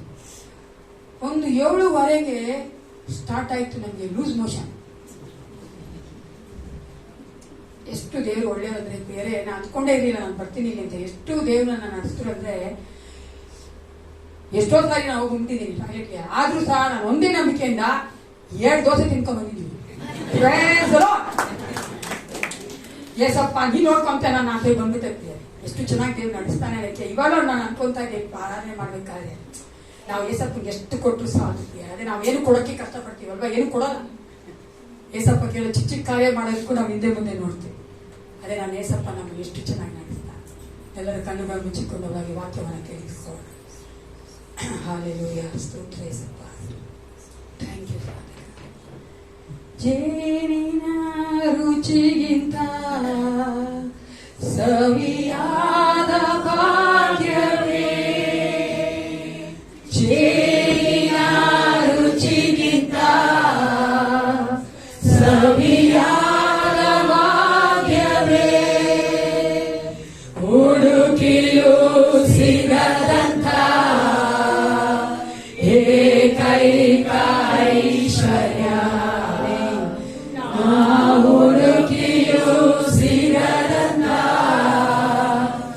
ಏಕೈಕ ಐಶ್ವರ್ಯ, ಇದೇ ಸಾಕು ಏಸಪ್ಪ, ನಿನ್ನ ಸಮ್ಮುಖ ನನಗಪ್ಪ, ನೀವೇ ಸಾಕು ಏಸಪ್ಪ, ನಿನ್ನ ಸಮ್ಮುಖ ನನಗಪ್ಪ. Hallelujah. Hallelujah. Hallelujah. Hallelujah. ಚೆನ್ನಾಗಿದ್ದೇವ? ನಗರಿ ನಗಬೇಕು ನಾವು. ನಿನ್ನೆ ದಿನ ಯಾವ ರೀತಿಯಾಗಿತ್ತು ನಮ್ಮ ಬೆಂಗಳೂರು, ಇವತ್ತು ಯಾವ ರೀತಿಯಾಗಿದೆ. ದೇವರಿಗೆ ಸ್ತೋತ್ರ. ಸೂರ್ಯ ಬಂದಿದ್ದಾನೆ. ನಿನ್ನೆ ರಾತ್ರಿ ಎಲ್ಲ ಎಷ್ಟು ಜನ ಪ್ರಾರ್ಥನೆ ಮಾಡಿರ್ತೀರ? ಬೆಳಗ್ಗೆ ನಾನು ಸಭೆಗೆ ಹೋಗ್ಬೇಕು ಏಸಪ್ಪ, ನಾನು ಆರಾಧನೆಗೆ ಹೋಗ್ಬೇಕು, ಬಿಸಿಲು ಕೊಡು ಅಂತ ಮಾಡಿದ್ದೀರಾ? ಮಾಡಿದ್ರೆ ಹಿಂಗ್ ಕೂತಿರ್ತಿರ್ಲಿಲ್ಲ ಅಲ್ವಾ? ಇವತ್ತು ಹಾಡಲ್ಲಿ ಏನ್ ನೀವು ನೋಡಿದ್ರಿ? ಒಂದ್ ವಿಷಯ ತಾನೇ ಹಾಡಿದ್ದು. ಯಾವ್ದು ಆ ವಿಷಯ? ಜಯ ಅಲ್ವಾ? ಪ್ರಿಯರೇ, ನೀವು ನೋಡ್ಬೇಕು. ನಿನ್ನೆ ದಿನ ನಾವು ರೈತರೆಲ್ಲ ಕೊಂಡಾಟ ಮಾಡಿದ್ರು ಅಲ್ವಾ? ನಮ್ಮ ಜಾನಕಿ ಸಿಸ್ಟರ್ ಗೊತ್ತು. ವರ್ಷ ಪೂರ್ತಿ ನಾವು ಪ್ರಾರ್ಥನೆ ಮಾಡಿದ್ದೇವೆ ಪ್ರಿಯರೇ.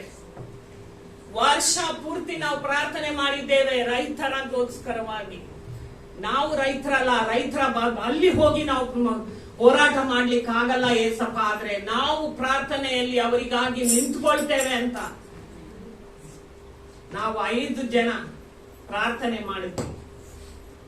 ದೇವರು ನಿನ್ನೆ ಕೊಟ್ಟಂತಹ ಒಂದು ಜಯಕ್ಕೆ ನಮ್ಮದು ಪಾಲಿದೆ ಪ್ರಿಯರೇ. ಪ್ರಾರ್ಥನೆಯಲ್ಲಿ ಜಯ ಇದೆ ಅಲ್ವಾ? ರಾತ್ರಿ ಎಲ್ಲ ನಾನು ಏಸಪ್ಪ, ಬೆಳಗ್ಗೆ ನಾನು ಸೂರ್ಯ ನೋಡ್ಬೇಕು, ಆರಾಧನೆಗೆ ಹೋಗ್ಬೇಕು ಅಂತ ಪ್ರಾರ್ಥನೆ ಮಾಡಿದ್ರೆ, ಬೆಳಗ್ಗೆ ನಾನು ತೆಗೆದು ನೋಡದೆ ದೇವರು ನನಗೆ ಸೂರ್ಯವನ್ನ ತೋರಿಸಿತು.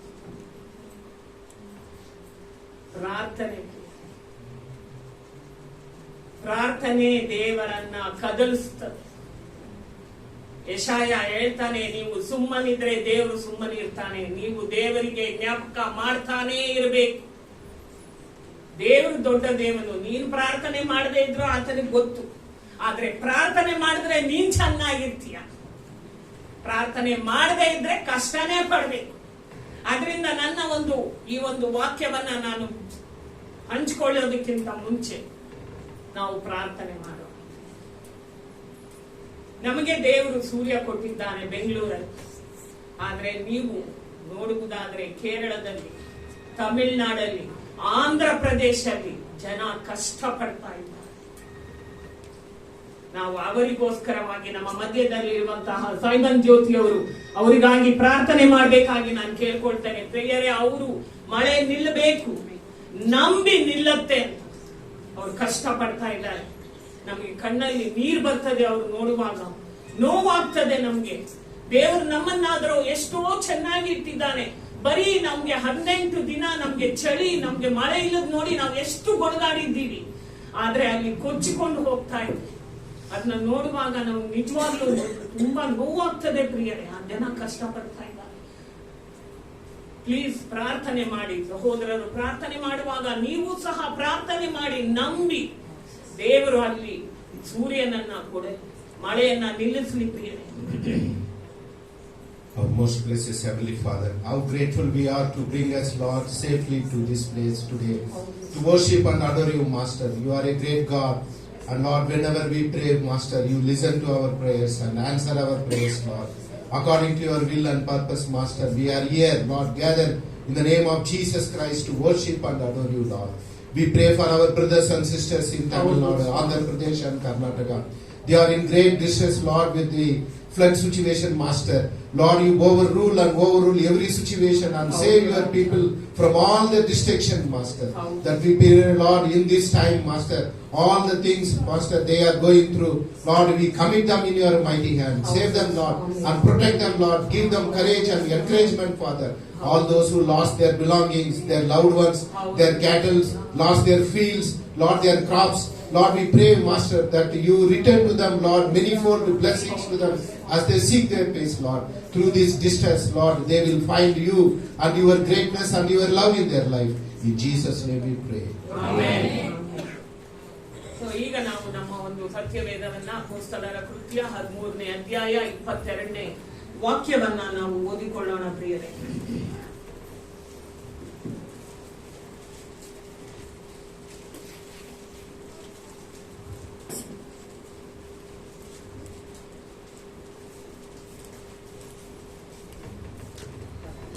ಒಬ್ರು ಕನ್ನಡದಲ್ಲಿ ಮತ್ತೊಬ್ರು ಇಂಗ್ಲಿಷ್ ಅಲ್ಲಿ ಓದಿ. ಅಪೊಸ್ತಲರ ಕೃತ್ಯ 13ನೇ ಅಧ್ಯಾಯ 22ನೇ ವಚನ. ಆಮೇಲೆ ದೇವರು ಅವರನ್ನು ತೆಗೆದುಹಾಕಿ ದಾವೀದನನ್ನು ಅವರ ಮೇಲೆ ಅರಸನನ್ನಾಗಿ ಮಾಡಿ, ಇಸಾಯನ ಮಗನಾದ ದಾವೀದನನ್ನು ನನಗೆ ಸಿಕ್ಕಿದನು. ಅವನು ನನಗೆ ಒಪ್ಪುವ ಮನುಷ್ಯನು, ಅವನು ನನ್ನ ಇಷ್ಟವೆಲ್ಲ ನೆರವೇರಿಸುವನು ಎಂಬುದಾಗಿ ಅವನ ವಿಷಯದಲ್ಲಿ ಸಾಕ್ಷಿ ಹೇಳಿದನು. ಇಂಗ್ಲಿಷ್ ಅಲ್ಲಿ ಒಬ್ರು ಓದಿ. After removing Saul, he made David their king. He testified concerning him, I have found David, son of Jesse, a man after my own heart. He will do everything I want him to do. ಇಲ್ಲಿ ನಮಗೆ ಕನ್ನಡದಲ್ಲಿ ಒಪ್ಪುವ ಮನುಷ್ಯನು ಅಂತಿದೆ. ಆದ್ರೆ ಇಲ್ಲಿ ನಾವು English ಅಲ್ಲಿ ನೋಡುವಾಗ ಏನ್ ಹೇಳ್ತಾ ಇದ್ದಾರೆ, ನನ್ನ ಹೃದಯಕ್ಕೆ ಒಪ್ಪುವಂತಹ, ನನ್ನ ಹೃದಯಕ್ಕೆ ಹತ್ತಿರವಾದವನು ಅಂತ ಅಲ್ಲಿ ದೇವರು ಹೇಳುವುದನ್ನ ನಾವು ನೋಡ್ತೇವೆ. ಇಲ್ಲಿ ಪೌಲನು ಈ ದಾವೀದನ ಕುರಿತು ಹೇಳ್ತಾ ಇದ್ದಾನೆ. ನನ್ಗೆ ಪೌಲ ಏನ್ ಹೇಳ್ತಾ ಇದ್ದಾನೆ ಅದು ಬೇಕಾಗಿರ್ಲಿಲ್ಲ. ನನ್ನ ಒಂದು ಧ್ಯಾನಕ್ಕೋಸ್ಕರವಾಗಿ ನಾನು ದೇವರು ಹೇಳುವಂತಹ ನನ್ನ ಹೃದಯಕ್ಕೆ ಒಪ್ಪುವಂತಹ ಮನುಷ್ಯ ನನಗೆ ಸಿಕ್ಕಿದನು ಎನ್ನುವಂತಹ ಆ ಒಂದು ಶಿರೋನಾಮೆಯಲ್ಲಿ ನಾನು ಈ ದಿನ ಒಂದು ವಾಕ್ಯವನ್ನ ಧ್ಯಾನ ಮಾಡುವವರಾಗಿದ್ದೇನೆ. ದಾವೀದ ಎಲ್ರಿಗೂ ಗೊತ್ತಿರುವಂತಹ ಒಬ್ಬ ವ್ಯಕ್ತಿ ಅಲ್ವಾ? ದಾವೀದನನ್ನ ನೀವು ನೋಡುವುದಾದ್ರೆ ಅನ್ಯ ಜನರು ಸಹ ಏನಂತ ಹೇಳ್ತಾರೆ, ದ ಗ್ರೇಟ್ ಕಿಂಗ್ ಡೇವಿಡ್ ಅಂತ ಹೇಳುವುದನ್ನ ನಾವು ನೋಡಬಹುದು.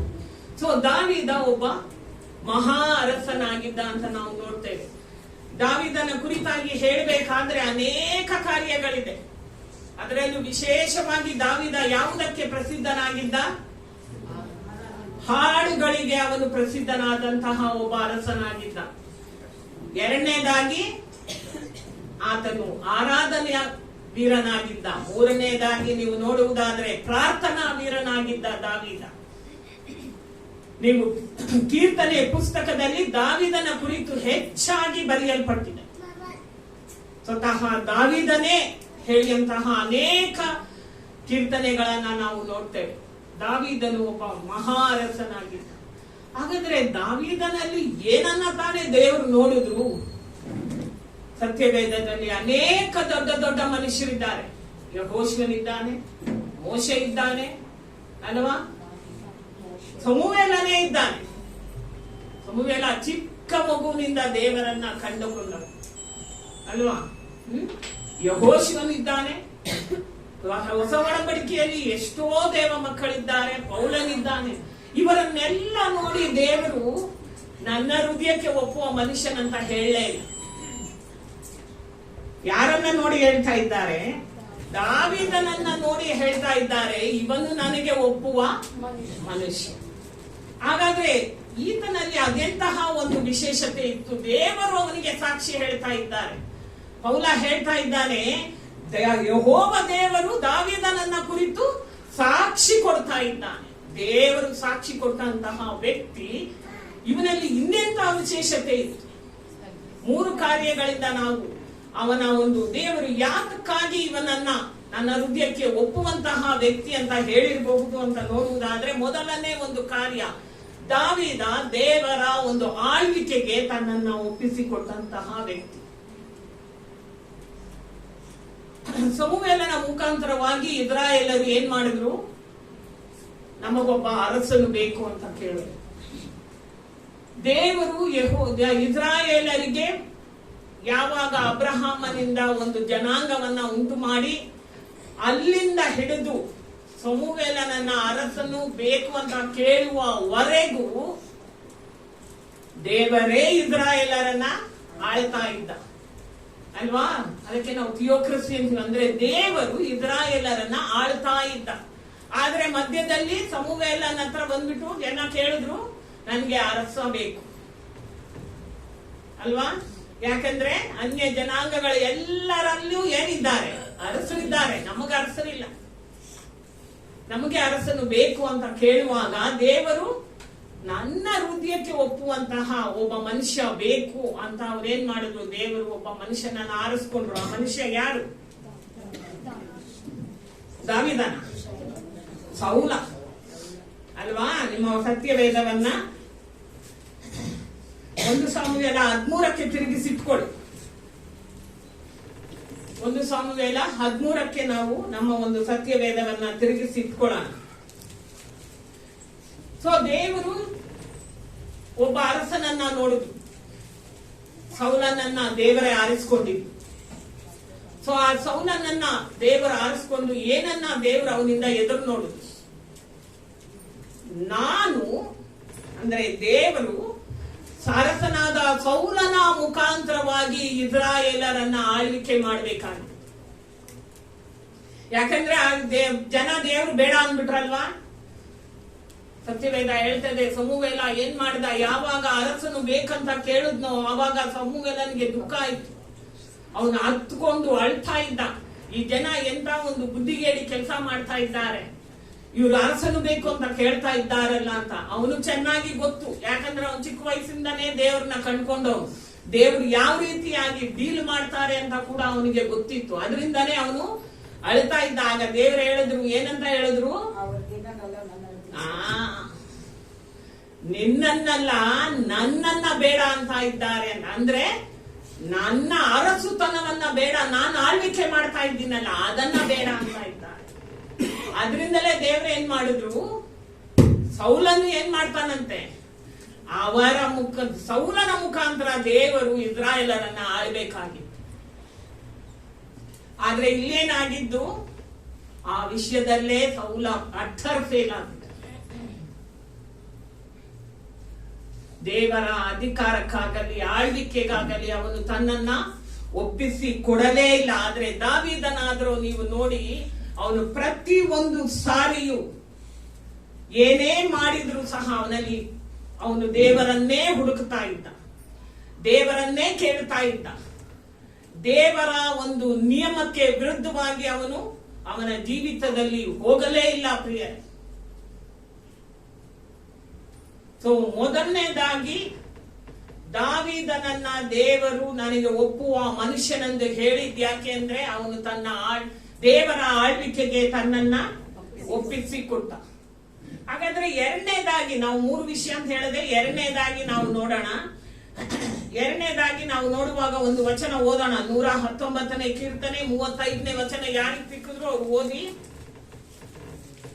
ಕೀರ್ತನೆ 119:35. ನಿನ್ನ ಆಜ್ಞಾ ಮಾರ್ಗದಲ್ಲಿ ನನ್ನನ್ನು ನಡೆಸು, ಅದೇ ನನ್ನ ಇಷ್ಟ. ನಿನ್ನ ಆಶೀರ್ವಾದ, ನಿನ್ನ ಒಂದು ಆಜ್ಞಾ ಮಾರ್ಗದಲ್ಲಿ ನನ್ನನ್ನ, ಅದೇ ನನ್ನ ಇಷ್ಟ. ನೀವು ನೋಡುವುದಾದ್ರೆ ಈ ಒಂದು 119ನೇ ಒಂದು ಕೀರ್ತನೆಯನ್ನ ಈ ದಾವೀದ ಹೇಗೆ ಬರಿತಾ ಇದ್ದಾನೆ ಅಂದ್ರೆ, ಸೊಲೊಮೋನನಿಗೆ ಅವನ ಅಕ್ಷರಾಭ್ಯಾಸ ಮಾಡಿಸ್ಬೇಕಲ್ಲ, ಆ ಆಲ್ಫಾಬೆಟಿಕಲ್ ಆಗಿ ಇದನ್ನ ಬರೆದಿರೋದು. ಸೊ ಅದನ್ನ ಅಕ್ಷರಾಭ್ಯಾಸ ಮಾಡಿಸ್ಬೇಕಾದ್ರೆ ಅವನು ಇದ್ರಲ್ಲಿ ನೋಡಿ ಅವನು ಎಲ್ಲ ದೇವರ ಆಜ್ಞೆ ಕುರಿತೇ ಹೇಳಿದ್ದಾನೆ. 119ನೇ ಕೀರ್ತನೆ ಅವನು ಫುಲ್ ವರ್ಡ್ ಆಫ್ ಗಾಡ್ ಬಗ್ಗೆನೇ ಬರ್ತಿದ್ದ, ದೇವರ ಆಜ್ಞೆಯ ಕುರಿತಾಗಿ, ಕಟ್ಟಳೆಯ ಕುರಿತಾಗಿನೇ ಬಂದಿದ್ದ. ಸೊ ಹಾಗಾದ್ರೆ ಅವನು ಎಷ್ಟು ಪ್ರೀತಿ ಮಾಡ್ತಾ ಇದ್ದ ದೇವರ ಆಜ್ಞೆಗಳನ್ನ. ಅದಕ್ಕೆ ಆತನೇ ಹೇಳ್ತಾನೆ, ನಾನ್ ನಿನ್ನ ಮಾರ್ಗದಲ್ಲಿ ನಡೆಯೋದೇ ನನ್ಗೆ ಇಷ್ಟ. ಅದೇ ಕೀರ್ತನೆ 25, 4 ಮತ್ತು 5 ಸಹ ಓದೋಣ. ಕೀರ್ತನೆ 25, 4, 5. ಯೆಹೋವನೇ, ನಿನ್ನ ಮಾರ್ಗವನ್ನು ನನಗೆ ತಿಳಿಸು, ನೀನು ಒಪ್ಪುವ ದಾರಿಯನ್ನು ತೋರಿಸು. ನಿನ್ನ ಸತ್ಯಾನುಸಾರವಾಗಿ ನನ್ನನ್ನು ನಡೆಸುತ್ತಾ ಉಪದೇಶಿಸು. ನೀನೇ ನನ್ನನ್ನು ರಕ್ಷಿಸುವ ದೇವರು, ಹಗಲೆಲ್ಲ ನಿನ್ನನ್ನೇ ನಿರೀಕ್ಷಿಸುವವನಾಗಿದ್ದೇನೆ. ನೋಡಿ ಅವನು ಎಷ್ಟು ಚೆನ್ನಾಗಿ ಅಲ್ಲಿ ಹೇಳ್ತಾನೆ, ದೇವ್ರೆ ನಿನ್ನ ಮಾರ್ಗಗಳನ್ನ ನನಗೆ ತೋರಿಸ್ಕೊಡು, ನಿನ್ನ ಆಜ್ಞೆಗಳನ್ನ ನನಗೆ ಕಲಿಸಿಕೊಡು, ನಾನು ಅದರಲ್ಲಿ ಹೋಗ್ಲಿಕ್ಕೆ ಇಷ್ಟಪಡ್ತೇನೆ. ನೀನ್ ನನ್ನನ್ನ ನಡೆಸುವಂತ ಅವನು ದೇವರ ಹತ್ರ ಅವನು ಕೇಳ್ತಾ ಇದ್ದಾನೆ. ದೇವರ ಅವನ ಆಜ್ಞಾ ಮಾರ್ಗದಲ್ಲಿ ನಡೆಯೋದೇ ದಾವೀದನಿಗೆ ಇಷ್ಟವಾಗಿತ್ತು ಅಂತ ನಾವು ನೋಡ್ತೇವೆ. ಅದರಲ್ಲಿ ಅವನು ಸಂತೋಷವುಳ್ಳವನಾಗಿದ್ದಾನೆ. ಆದ್ರೆ ಸೌಲನಾದ್ರೂ ನೀವು 1 ಸಾಮುವೇಲ 13 ನೋಡುವುದಾದ್ರೆ, ಮೊದಲನೇದಾಗಿ 10ನೇ ಅಧ್ಯಾಯ 8ನೇ ವಚನ ನೋಡಿ. 1 ಸಾಮುವೇಲ 10:8. ಗಿಲ್ಗಾಲಿಗೆ ಹೋಗು, 7 ದಿವಸಗಳ ನಂತರ ನಾನು ಸರ್ವಾಂಗ ಹೋಮಗಳನ್ನ, ಸಮಾಧಾನ ಯಜ್ಞಗಳನ್ನು ಸಮರ್ಪಿಸುವುದಕ್ಕೋಸ್ಕರ ಅಲ್ಲಿಗೆ ಬಂದು ನೀನು ಮಾಡಬೇಕಾದದ್ದನ್ನು ನಿನಗೆ ತಿಳಿಸುವೆನು. ಅಲ್ಲಿಯವರೆಗೂ ಕಾದುಕೊಂಡಿರು ಎಂದು ಹೇಳಿದನು. ಸೊ ಏನ್ ಹೇಳಿದ್ರು? ಮೊದಲು ದೇವರು ಅವನಿಗೆ, ಸಮುವೇಲನಿಗೆ ಹೇಳಿದ್ದು, ನೀನು ಅಲ್ಲಿ ಹೋಗಿ ಕಾದುಕೊಂಡಿರು ಅಷ್ಟೇ. ಸಮುವೇಲ ಏನ್ ಮಾಡ್ದ? 13ನೇ ವಚನ ಅಧ್ಯಾಯಕ್ಕೆ ಬಂದ್ರಿ, 9ನೇ ವಚನ. ಆಗ ಸೌಲನು ಜನರಿಂದ ಸರ್ವಾಂಗ ಹೋಮಕ್ಕೋಸ್ಕರ ಸಮಾಧಾನ ಯಜ್ಞಕ್ಕೆ ಬೇಕಾದನ್ನು ತರಿಸಿ ಸರ್ವಾಂಗ ಹೋಮವನ್ನು ಅರ್ಪಿಸಿದನು. ಅಲ್ವಾ? ಅವನೇನ್ ಮಾಡ್ದ? ಒಬ್ಬ ಅರಸನಿಗೆ ಏನ್ ಬೇಕಿತ್ತು? ತಾಳ್ಮೆ ಬೇಕು ಅಲ್ವಾ? ದೇವ್ರು ಏನ್ ಹೇಳಿದ್ರು? ನೀನ್ ಕಾದ್ಕೊಂಡಿರು ಅಂತ. ದೇವ್ರು ಇವನನ್ನ ಪರೀಕ್ಷೆ ಮಾಡ್ತಾ ಇದ್ದಾನೆ. ಆದ್ರೆ ಇವನಿಗೆ ಗೊತ್ತಾಗ್ಲಿಲ್ಲ. ಇವನಿಗೇನ್ ಇಷ್ಟ ಇತ್ತು? ನಾನ್ ಯುದ್ಧದಲ್ಲಿ ಗೆಲ್ಲಬೇಕು. ಯಾಕಂದ್ರೆ ಅರಸನಾಗಿದ್ದಾನಲ್ಲ, ಎಲ್ಲದರಲ್ಲೂ ಗೆಲ್ಲಬೇಕು ಅಲ್ವಾ? ಅನೇಕ ಸಾರಿ ಸೋಲು ಗೆಲುವು ಎರಡನ್ನೂ ನಾವು ಒಪ್ಕೊಳ್ಬೇಕು. ಆದ್ರೆ ಅದಕ್ಕೆ ಸೌಲ ರೆಡಿ ಇರ್ಲಿಲ್ಲ. ಅವನ್ಗೇನ್ ಬೇಕು? ಎಲ್ಲದರಲ್ಲೂ ತಾನೇ ಗೆಲ್ಲಬೇಕು. ಆದ್ರೆ ದೇವರೇನ್ ಹೇಳಿದ್ದಾರೆ? ದಾವೀದನಿಗೂ ಗೊತ್ತು, ಸೌಲನಿಗೂ ಗೊತ್ತು ಏನ್ ಮಾಡ್ಬೇಕು? ಯಜ್ಞವನ್ನ ಅರ್ಪಿಸಿ ಆನಂತರವೇ ಅವರು ಯುದ್ಧಕ್ಕೆ ಹೋಗ್ಬೇಕು. ಆದ್ರೆ ಇಲ್ಲಿ ದೇವ್ರ ಅವನಿಗೆ ಹೇಳಿದ್ರು ಕಾದ್ಕೊಂಡಿರು ಅಂತ. ಅವನೇನ್ ಮಾಡ್ದ? ಅವನೇ ತಾನೇ ಅದನ್ನ ಸಮರ್ಪಿಸ್ಬಿಟ್ಟ. ಮಾಡ್ಬೋದಾ? ಯಾರು ಮಾಡ್ಬೇಕು?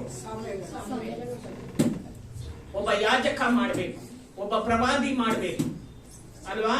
ಹಾಗಾದ್ರೆ ಎರಡನೇದಾಗಿ ನೀವು ನೋಡುವುದಾದ್ರೆ, ಸೌಲನು ಬೀಳುವುದಕ್ಕೆ ಕಾರಣ ಅವನು ಮಾಡಬಾರದನ್ನ ಮಾಡಿ. ದೇವರು ಯಾರಿಗೆ ಯಾವುದನ್ನ ಕೊಟ್ಟಿದ್ದಾನೋ ಅದನ್ನ ಅವ್ರು ಮಾಡಿದ್ರೆ ಸಾಕು. ಎಲ್ಲ ಮಾಡೋದಕ್ಕೆ ಎಲ್ಲ ಮನುಷ್ಯನ ಕೈಯಲ್ಲಿ ಆಗಲ್ಲ. ಅದಕ್ಕೆ ಅಲ್ವಾ ಹೊಸ ಒಡಂಬಡಿಕೆಯಲ್ಲಿ ನಾವು ನೋಡ್ತೇವೆ, ರೋಮಾಪುರದಲ್ಲಾಗ್ಲಿ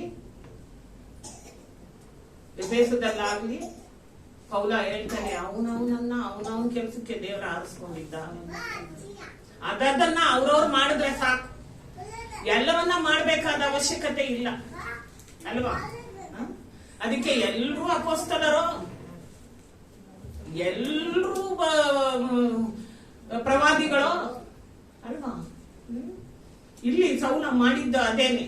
ತನಗೆ ದೇವರು ಏನನ್ನ ಕೊಟ್ಟಿದ್ದಾನೋ, ನಿನ್ನನ್ನ ರಾಜನನ್ನಾಗಿ ಅಭಿಷೇಕಿಸಿದ್ದಾನೆ, ಅದನ್ನ ಮಾಡು ಸಾಕು. ಆದ್ರೆ ಅವನದನ್ನ ಮಾಡಲಿಲ್ಲ. ತಾನು ಮಾಡಬಾರದ ಕೆಲಸವನ್ನ ಅವನು ಮಾಡಿ ದೇವರಿಗೆ ಇಷ್ಟವಿಲ್ಲದವನಾದ. ಆದ್ರೆ ದಾವೀದ ಹಾಗಲ್ಲ ಪ್ರಿಯರೇ. ದಾವಿದ ದೇವರಲ್ಲಿ ಅವನು ಮಾಡಬಾರದನ್ನ ಅವನು ಮಾಡಲೇ ಇಲ್ಲ. ನೀವು ಅವನ ಹಿಸ್ಟ್ರಿಯನ್ನ ಓದಿ ನೋಡಿ ಮನೆಯಲ್ಲಿ ಕೂತ್ಕೊಂಡು, ದಾವಿದನ ಒಂದು ಬಯೋಗ್ರಫಿಯನ್ನ ಕೂತ್ಕೊಂಡು ಓದಿ ನೋಡುವುದಾದ್ರೆ ನಮ್ಮನ್ನ ನಾವು ಯೋಚನೆ ಮಾಡಬೇಕು, ನಾವು ಎಷ್ಟು ಕಡೆ ತಪ್ಪು ಮಾಡ್ತಾ ಇದ್ದೇವೆ ಅಂತ. ಯಾಕಂದ್ರೆ ದಾವಿದ ಏನು ಪರ್ಫೆಕ್ಟ್ ಆಗಿರ್ಲಿಲ್ಲ. ನೀವು ನೋಡುವುದಾದ್ರೆ ಸೌಲಾನೇ ಸರಿಯಾಗಿ ಇದ್ದಿದ್ದು ನೋಡಕ್ ಹೋದ್ರೆ. ಆದ್ರೆ ದಾವಿದ ಎಷ್ಟೋ ತಪ್ಪು ಮಾಡಿದ್ದಾನೆ, ಎಷ್ಟೋ ಪಾಪಗಳನ್ನ ಮಾಡಿದ್ದಾನೆ. ಆದರೂ ದೇವರ ವಿಷಯದಲ್ಲಿ ಅವನು ಯಾವತ್ತೂ ತಪ್ಪು ಮಾಡಲಿಲ್ಲ, ದೇವರನ್ನ ನಿರ್ಲಕ್ಷ್ಯ ಮಾಡಲಿಲ್ಲ, ದೇವರ ಆಜ್ಞೆಯನ್ನ ಉಪದೇಶವನ್ನ ತಳ್ಳಿ ಬಿಡಲಿಲ್ಲ ಅವನು. ಅದಕ್ಕೆ ದೇವರು ಸೌಲನ ಕುರಿತಾಗಿ ಹೇಳ್ತಾನೆ ಅದೇ ಇದ್ರಲ್ಲಿ. ಅದನ್ನ 1 ಸಮುವೇಲ 13:9 ಓದ್ರಿ. 9 ಓದ್ರಲ್ವಾ? 14ನೇ ವಚನ ಓದಿ, 13-14. ಈಗಲಾದರೂ ನಿನ್ನ ಅರಸುತನವು ನಿಲ್ಲುವುದಿಲ್ಲ. ಆಗ ಅಂತ ಓದಿ. ನೀನು ಬುದ್ಧಿಹೀನ ಕಾರ್ಯವನ್ನು ಮಾಡಿದೆ. ನೀನು ನಿನ್ನ ದೇವರಾದ ಯೆಹೋವನ ಆಜ್ಞೆಯನ್ನು ಕೈಕೊಳ್ಳಲಿಲ್ಲ. ಯೆಹೋವನ ಆಜ್ಞೆಯನ್ನ ನೀನು ಕೈಕೊಳ್ಳಲಿಲ್ಲ. ದೇವರು ಕೊಟ್ಟ ಆಜ್ಞೆಯನ್ನು ಕಾದುಕೊಂಡು ನೀನ್ ಮಾಡಬೇಡ, ನೀನ್ ಮಾಡಬೇಡ.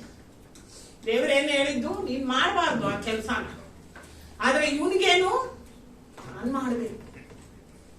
ನೋಡಿ, ಅರಸನಾದ್ಮೇಲೆ ಅವನಿಗೆ ಏನಾಗ್ಬಿಡ್ತು? ಸ್ಲೋವಾಗಿ ಅಹಂಕಾರ ಬರಕ್ ಶುರುವಾಯ್ತು, ಗರ್ವ ಬರಕ್ ಶುರುವಾಯ್ತು. ನೀವು ಅದೇ ಇದ್ರಲ್ಲಿ ನೀವು ನೋಡುವುದಾದ್ರೆ ಮತ್ತೊಂದು ಕಡೆಯಲ್ಲಿ ಅವನು ಏನ್ ಮಾಡ್ತಾನಂತೆ, 15ನೇ ಇದರಲ್ಲಿ 15ನೇ ಅಧ್ಯಾಯ 12ನೇ ವಚನಕ್ಕೆ ನೀವು ಬರುವುದಾದ್ರೆ, ಅವನು ಸೌಲ ಕರ್ಮೇಲಿಗೆ ಹೋಗಿ ಅಲ್ಲಿ ತನಗೋಸ್ಕರ ಒಂದು ಜ್ಞಾಪಕ ಸ್ತಂಭವನ್ನ ಮಾಡ್ಕೊಂಡ. ಎಲ್ಲಿವರೆಗೂ ಅವನ ಒಂದು ಡೌನ್ ಫಾಲ್ ನೋಡಿ, ಎಲ್ಲಿವರೆಗೂ ಅವನು ತಾನು ಬೀಳ್ತಾ ಇದ್ದಾನೆ ಅಂದ್ರೆ, ಅವನು ತನಗೋಸ್ಕರವಾಗಿ ಒಂದು ಜ್ಞಾಪಕ ಸ್ತಂಭವನ್ನ ಮಾಡಿಕೊಂಡ. ಅದಕ್ಕೆ ದೇವರು ಅವನ ಕುರಿತಾಗಿ ಏನ್ ಹೇಳ್ತಾ ಇದ್ದಾರೆ, ಅದೇ 16ನೇ ಅಧ್ಯಾಯದಲ್ಲಿ ನಾವು ನೋಡೋಣ. 23ನೇ ಒಂದು ವಚನವನ್ನ, ಕೊನೆಯ ಭಾಗ ಓದಿ. ನೀನು ಯೆಹೋವನ ಮಾತನ್ನ ತಳ್ಳಿಬಿಟ್ಟಿದ್ದರಿಂದ ಆತನು ನಿನ್ನನ್ನು ಅರಸುತನದಿಂದ ತಳ್ಳಿಬಿಟ್ಟಿದ್ದಾನೆ. ನೀನು ಅದು ಏನ್ ತೋರಿಸ್ತದೆ? ದೇವರ ಮಾತನ್ನ ಅವನು ಲಕ್ಷ್ಯಕ್ಕೆ ತೆಗೆದುಕೊಳ್ಳಿಲ್ಲ, ನಿರ್ಲಕ್ಷ್ಯ ಮಾಡಿದಾನೆ. ಪ್ರಿಯರೇ, ನಮ್ಮನ್ನ ನಾವು ಆಲೋಚನೆ ಮಾಡಿಕೊಳ್ಳೋಣ. ನಾವು ವರ್ಷದ ಅಂತ್ಯಕ್ಕೆ ಬಂದಿದ್ದೇವೆ. ಇನ್ನೇನು ನಾವು 1 ತಿಂಗಳು ಕಳೆದರೆ ನಾವು ಮತ್ತೊಂದು ವರ್ಷವನ್ನ ಪ್ರವೇಶ ಮಾಡ್ತೇವೆ. ಎಷ್ಟು ಸಾರಿ ನಾವು ದೇವರ ವಾಕ್ಯವನ್ನ ಕೇಳದೆ ಹೋಗಿದ್ದೇವೆ. ಪ್ರತಿ ವಾರ ದೇವರು ನಮ್ಮೊಂದಿಗೆ ಮಾತನಾಡ್ತಾ ಇದ್ದಾನೆ. ಎಷ್ಟು ಸಾರಿ ಸೌಲನಂತೆ ನಾವು ದೇವರ ವಾಕ್ಯವನ್ನ, ದೇವರ ಉಪದೇಶವನ್ನ ನಿರ್ಲಕ್ಷ್ಯ ಮಾಡಿದ್ದೇವೆ ಅಲ್ವಾ? ಅವ್ರು ಹೇಳ್ತಾರೆ, ನಾನ್ ಕೇಳ್ತೀನಿ, ಈ ಕೇಳಿ ಕಿವಿಲ್ ಕೇಳು, ಆ ಕಿವಿಲ್ ಬಿಡು, ಹೋಗ್ತಾ ಇದೆ. ಇಲ್ಲಿವರೆಗೂನೇ ಪರಿಶುದ್ಧತೆ. ಹೊರಗಡೆ ಹೋಗಿದ ತಕ್ಷಣ ಪರಿಶುದ್ಧತೆ ಗಾಳಿನಲ್ಲಿ ಹಾರ್ಕೊಂಡು ಹೋಗ್ಬಿಟ್ಟು, ತಿರುಗು ವಾಪಸ್ ಬರ್ಬೇಕಾದ್ರೇನೆ ತಿರುಗು ಪರಿಶುದ್ಧತೆ, ಆನಂತರ ತಿರುಗು. ಹಾಗೆ ನಾವು ಎಷ್ಟು ವರ್ಷಗಳೆಲ್ಲ ಕಳೆದ್ಬಿಟ್ವಿ ಅಲ್ವಾ?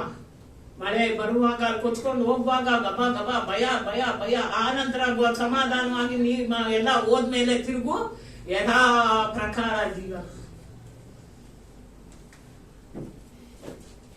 ಎಷ್ಟು ಸಾರಿ ಸೌಲನಂತೆ ನಾವು ಇದ್ದೇವೆ? ಎಷ್ಟು ಸಾರಿ ನಾವು ಸೌಲನಂತೆ ದೇವರ ಹೃದಯವನ್ನ ನೋಯಿಸ್ತಾ ಇದ್ದೇವೆ? ವಾಕ್ಯವನ್ನ ಕೇಳಿಯೂ ಸಹ ನಿರ್ಲಕ್ಷ್ಯ ಮಾಡುವಂತವರು ನಾವು ಒಪ್ಪಿಕೊಳ್ಳೋಣ. ದಾವೀದನ ಹಾಗೆ ಅಲ್ಲ.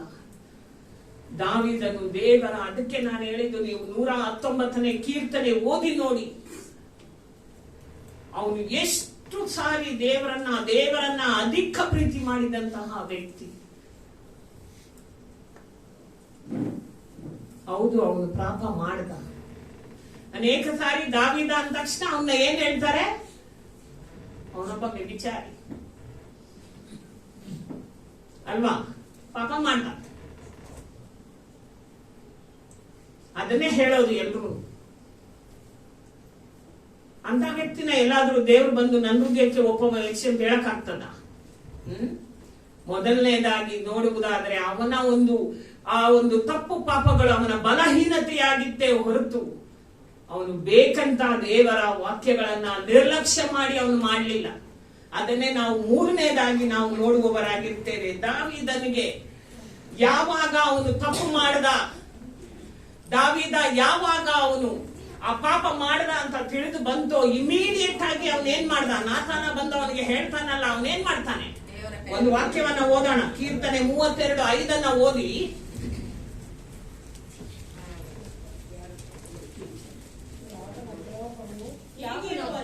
ಯೆಹೋವನ ಸನ್ನಿಧಿಯಲ್ಲಿ ನನ್ನ ದ್ರೋಹವನ್ನು ಒಪ್ಪಿಕೊಳ್ಳುವೆನು ಅಂದುಕೊಂಡು ನನ್ನ ಪಾಪವನ್ನು ಮರೆ ಮಾಡದೆ ನಿನಗೆ ನನ್ನ ದೋಷವನ್ನು ತಿಳಿಸಿದೆನು.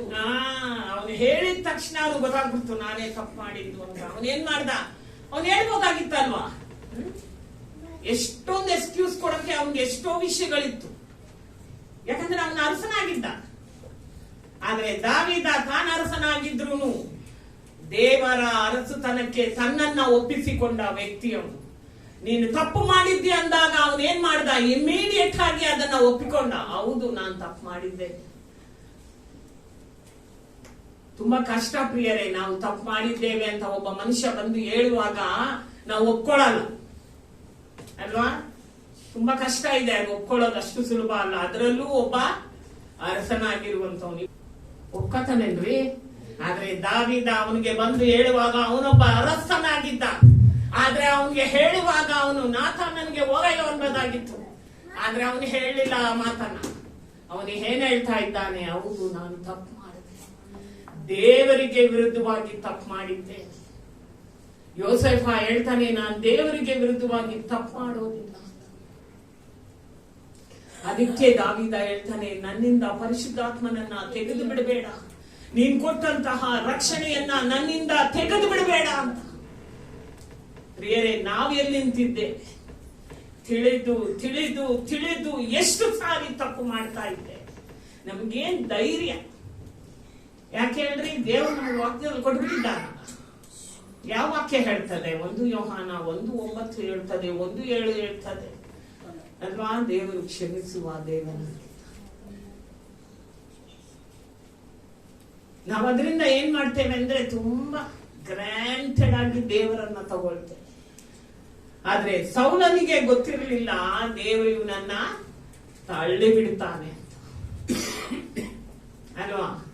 ತುಂಬಾ ನೋವಿನಿಂದ ದೇವರು ಒಂದು ವಾಕ್ಯ ಹೇಳ್ತಾನೆ. 1 ಸಾಮುವೇಲ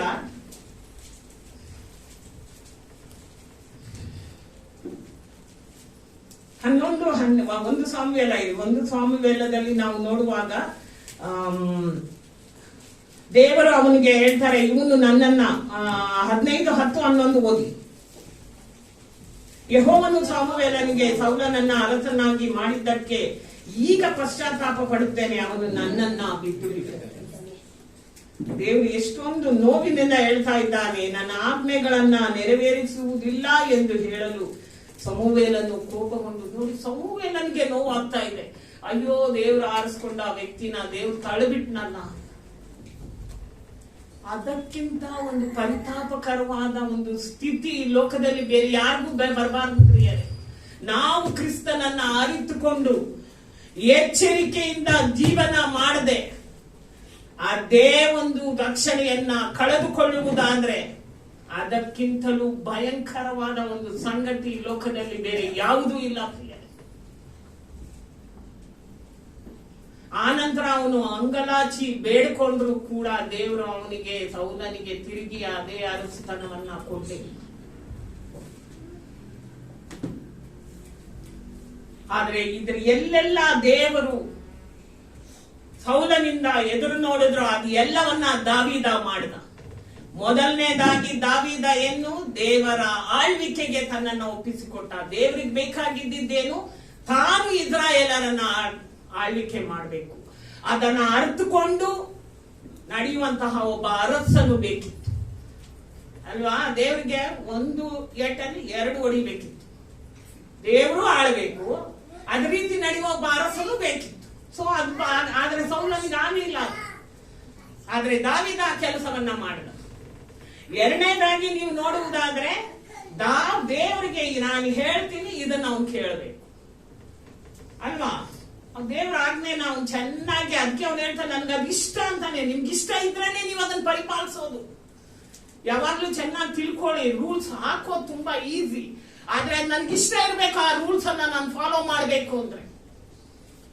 ನಿಮ್ ಜ್ಞಾಪಕ ಇದೆಯಾ? ನಮ್ ಜೇಕಬಣ್ಣ ಅವ್ರು ಆಗಿರ್ಬೇಕಾದ್ರೆ ನಾನು ಯಾವಾಗ್ಲೂ ನೆನ್ಸ್ಕೊಳ್ತೀನಿ. ನಮ್ಮ ಮೈದ ಹೇಳಲ್ಲ. ನಮ್ಮ ಮೈದ ಏನ್ ಗೊತ್ತಾ, ಅವಳಿಗೇನಂದ್ರೆ ದೇವ್ರ ಮಕ್ಕಳಾಗಿದ್ದಾರೆ ಅವ್ರು ಬೇಗ ಬರ್ಬೇಕು ಅಷ್ಟೇ. ಅದೇನ್ ನಾವ್ ಹೇಳೋದು.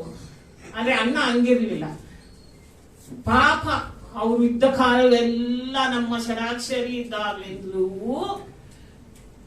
ಅವ್ರು ಬೇಗ ಬಂದ್ರಿ 5 ನಿಮಿಷ ಬೇಗ ಬಂದ್ರಿ, 10 ನಿಮಿಷ ಬೇಗ ಬಂದ್ರಿ. ನನ್ನ ಮಕ್ಕಳನ್ನು ಸೇರ್ಸಿನೇ ನಾನು ಹೇಳೋದು. ನೋವಾಗ್ತದೆ ನನಗೆ ಹೇಳ್ಬೇಕೇನ್ರಿ. ನಾನ್ ದೇವರ ಆಜ್ಞೆಯನ್ನ ಇಷ್ಟಪಡ್ತೇನೆ ಅಂದ್ರೆ ಅದರಲ್ಲಿ ನಡಿಬೇಕು.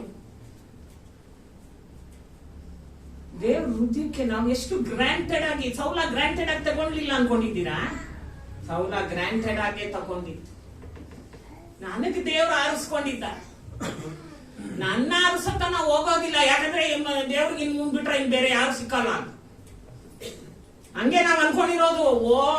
ನಾನಿಲ್ದೇ ಇದ್ರೆ ಏನೋ ಊರ್ಗೆಲ್ಲ ಒಬ್ನೇ ಪದ್ಮಾವತಿ ಅನ್ನೋ ತರ ಊರ್ಗೆಲ್ಲ ಒಬ್ನೇ ಅನ್ಕೊಳ್ಳಿ ಇದ್ರೆ ಅದ್ ಮಾತ್ರ ಕೂಗ್ತಾ ಇರ್ತದ.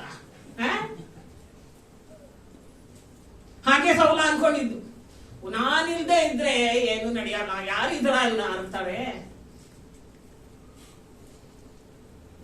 ಅದಕ್ಕೆ ಅವನ ಹಾಗ ಅನ್ಕೊಂಡಿದ್ರಿಂದಾನೆ ಪೌಲ ಒಂದು ಮಾತು ಹೇಳ್ತಾನೆ. ತೀತನಿಗೆ ಬರೆದ ಪತ್ರಿಕೆಯನ್ನ ತೆಗೀರಿ.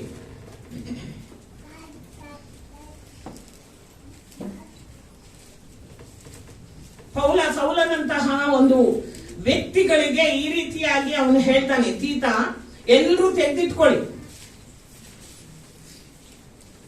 ತೀತನಿಗೆ ಬರೆದ ಪತ್ರಿಕೆ 1ನೇ ಅಧ್ಯಾಯ ತೆಗೆದಿಟ್ಕೊಂಡು ನಾವು 10 ಮತ್ತು 11 ಮೊದಲು ಓದಿ. ಜೋರಾಗಿ ಒಬ್ರು ಓದ್ರಿ. ಅನೇಕರು ಬರೀ ಮಾತಿನವರಾಗಿಯೂ ಮೋಸಗಾರರಾಗಿಯೂ ಇದ್ದು ಅಧಿಕಾರಕ್ಕೆ ಒಳಗಾಗದವರು. ನೋಡ್ರಿ, ಆಗ ಮಾತ್ರ ಅಲ್ರಿ, ಹಳೆ ಓಡೆ ಮಡಿಕೆ ಮಾತ್ರ ನಾವೇನೋ ಎಷ್ಟೊತ್ತಾಗ ನನ್ ಕಿವಿಯಿಂದ ಕೇಳಿದ್ವಿ. ನಮ್ಮ ಹತ್ರನೇ ಎಷ್ಟೊತ್ತ ನಾವು ಇಸ್ರಾಯೇಲರು ಹಾಗಲ್ಲ, ಅವ್ರಿಗೆ ದೇವ್ರು ಡೈರೆಕ್ಟ್ ಆಗಿದ್ರು. ಆದ್ರೂ ಅವ್ರು ಪಾಪ ಮಾಡಿದ್ರು, ತಪ್ಪು ಮಾಡಿದ್ರು ಅಂತ. ನೀನೇನ್ ಮಾಡ್ತಾ ಇದ್ಯಾ? ಇದೇನೇ ಮಾಡ್ತಾ ಇರೋದು. ಅದನ್ನೇ ಪೌಲ ತೀತನಿಗೂ ಹೇಳ್ತಾ ಇರೋದು. ಈಗಲೂ ಸಭೆಗೂ ಅದು ಅನ್ವಯಿಸ್ತದೆ ಅಲ್ವಾ? ಅಲ್ಲಿ ನೋಡ್ರಿ, ಅವ್ರು ಏನ್ ಹೇಳ್ತಾ ಇದ್ದಾನೆ? ಅಧಿಕಾರಕ್ಕೆ ಒಳಗಾಗದವರಾಗಿದ್ದಾರೆ. ಅವರೊಳಗೆ ಓದಪ್ಪ, ಅವರೊಳಗೆ ಹೆಚ್ಚು ಜನರು ಸುನ್ನತಿಯವರು. ಹೆಚ್ಚು ಜನರು ಏನಂತೆ? ಸುನ್ನತಿಯವರು ಅಂದ್ರೆ ಏನ್ ಗೊತ್ತಾ? ದೀಕ್ಷಾ ಸ್ನಾನ ಮಾಡಿಸ್ಕೊಂಡವರು ಅಂತ ಅರ್ಥ. ಓದಪ್ಪ. ಅವರು ನೀಚ ಲಾಭವನ್ನು ಹೊಂದುವುದಕ್ಕಾಗಿ ಮಾಡಬಾರದ ಉಪದೇಶವನ್ನು ಮಾಡಿ. ಇವತ್ತಿನ ದಿನ ಅದೇ ನಡೀತಾ ಇರೋ. ಚೆನ್ನಾಗಿ ಹೇಳಿದ್ರೆ ಯಾರು ಬರಲ್ಲ ಸಭೆಗೆ ಅಲ್ವಾ? ಚೆನ್ನಾಗಿ ಪಾಲಿಶ್ಡ್ ಆಗಿ ಕೊಡ್ತಾ ಇದ್ರೆ ಆವಾಗ ಎಲ್ರು ಅದಕ್ಕೆ ಅಂತ ಸಭೆಗಳೇ ತುಂಬಿ ತುಳ್ಕೋದು.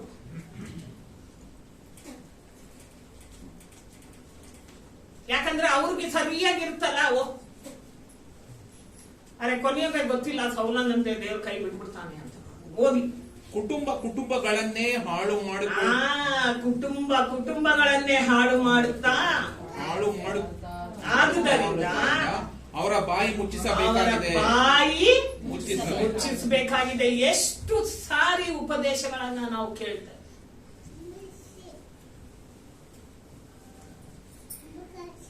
ಆದ್ರೆ ನಾವು ಸೌಲನಂತೆ ಇದ್ದೇವೆ ಅಲ್ವಾ? ನಮ್ಮನ್ನ ನಾವು ಪರೀಕ್ಷೆ ಮಾಡ್ಕೊಳ್ಬೇಕಾಗಿದೆ. 15, 16 ಸಹ ಓದಿ. ಶುದ್ಧರಿಗೆ ಎಲ್ಲವೂ ಶುದ್ಧವೇ, ಆದರೆ ಮಲಿನವಾದವರಿಗೋ ನಂಬಿಕೆ ಇಲ್ಲದವರಿಗೋ ಯಾವುದೂ ಶುದ್ಧವಲ್ಲ. ಆಮೇಲೆ ಅವರ ಬುದ್ಧಿಯೂ ಮನಸಾಕ್ಷಿಯೂ ಎರಡೂ ಮಲಿನವಾಗಿ. ಇದು ಆಗ ಸೌಲನಿಗೆ ಮಾತ್ರ ಅಲ್ಲ ಪ್ರಿಯರೇ, ಈಗಲೂ ಸಭೆಗೆ ಅದು ಅನ್ವಯಿಸ್ತಾ ಇದೆ. ಇಂತಹ ವ್ಯಕ್ತಿಗಳೇ ಇರೋದು. ದಾವೀದನಂತಹ ವ್ಯಕ್ತಿಗಳು ಎಣಿಸಬೇಕಾಗಿದೆ ಈಗಲೂ ಸಹ. ಇಂತಹ ವ್ಯಕ್ತಿಗಳೇ ಇರೋದು. 16ನೇ ವಚನ, ಅವರು ತಾವು ದೇವರನ್ನ ಅರಿತವರೆಂದು ಹೇಳಿಕೊಳ್ತಾರೆ. ಆದರೆ ಅವರು ಅಸಹ್ಯರು, ಅವಿಧೇಯರು, ಸತ್ಕಾರ್ಯಗಳಿಗೆಲ್ಲ ಅಪ್ರಯೋಜಕರು ಆಗಿರುವುದರಿಂದ ದೇವರನ್ನು ಅರಿಯವೆಂದು ತಮ್ಮ ಕಾರ್ಯಗಳಿಂದಲೇ ಹೇಳಿದರು. ಮೊದಲೇನ್ ಹೇಳಿದ್ರಂತೆ? ತಾವು ದೇವರನ್ನ ಅರಿತವರೆಂದು ಅಲ್ವಾ? ಸೌಲ ಏನ್ ಅನ್ಕೊಂಡಿದ್ದ? ತಾನ್ ದೇವರು ಏನೋ ಯೆಹೋವ ದೇವರನ್ನ ಇವನೇನೋ ಹುಡ್ಕೊಂಡು ಹೋದಂಗೆ. ಆದ್ರೆ ಸತ್ಯ ದೇವ್ರು ಅವನನ್ನ ಹುಡುಕಿದ್ದು, ದೇವ್ರು ಅವನನ್ನ ಆರಿಸ್ಕೊಂಡಿದ್ದು. ಆದ್ರೆ ಅವನ ಕೃತ್ಯ ಏನಂತೆ? ಅವನ ಕ್ರಿಯೆಗಳು ತೋರಿಸ್ತು ಅವನು ಯೆಹೋವ ದೇವರಿಗೆ ಒಪ್ಪುವಂತಹ ಮನುಷ್ಯನಾಗಿರಲಿಲ್ಲ. ಅವನು ಸರಿ ಇದ್ದಿದ್ರೆ ಯಾಕೆ ದೇವ್ರು ಇನ್ನೊಂದು ವ್ಯಕ್ತಿಯನ್ನ ನೋಡ್ತಾ ಇದ್ದ ಅಲ್ವಾ? ದೇವರು ದಾವೀದನನ್ನ ನೋಡಿದ್ದು. ಪ್ರಿಯರೇ, ದಾವೀದ ಈ ದೇವರು ಏನೆಲ್ಲವನ್ನ ಅಂದುಕೊಂಡಿದ್ನೋ, ನಾನು ಈ ಒಂದು ಅರಸನ ಮೂಲಕವಾಗಿ ಏನೆಲ್ಲ ಮಾಡಬೇಕೆಂದು ಅಂದ್ಕೊಂಡಿದ್ನೋ ಅದನ್ನ ಅವನು ಮಾಡಿದ ಅಂತ ನಾವು ಸತ್ಯವೇದದಲ್ಲಿ ನೋಡ್ತೇವೆ. ತಿರುಗು ನೀವು ಅಪೊಸ್ತಲರ ಕೃತ್ಯ 13:22 ಓದಿ ಗೊತ್ತಾಗ್ತದೆ. 13:22.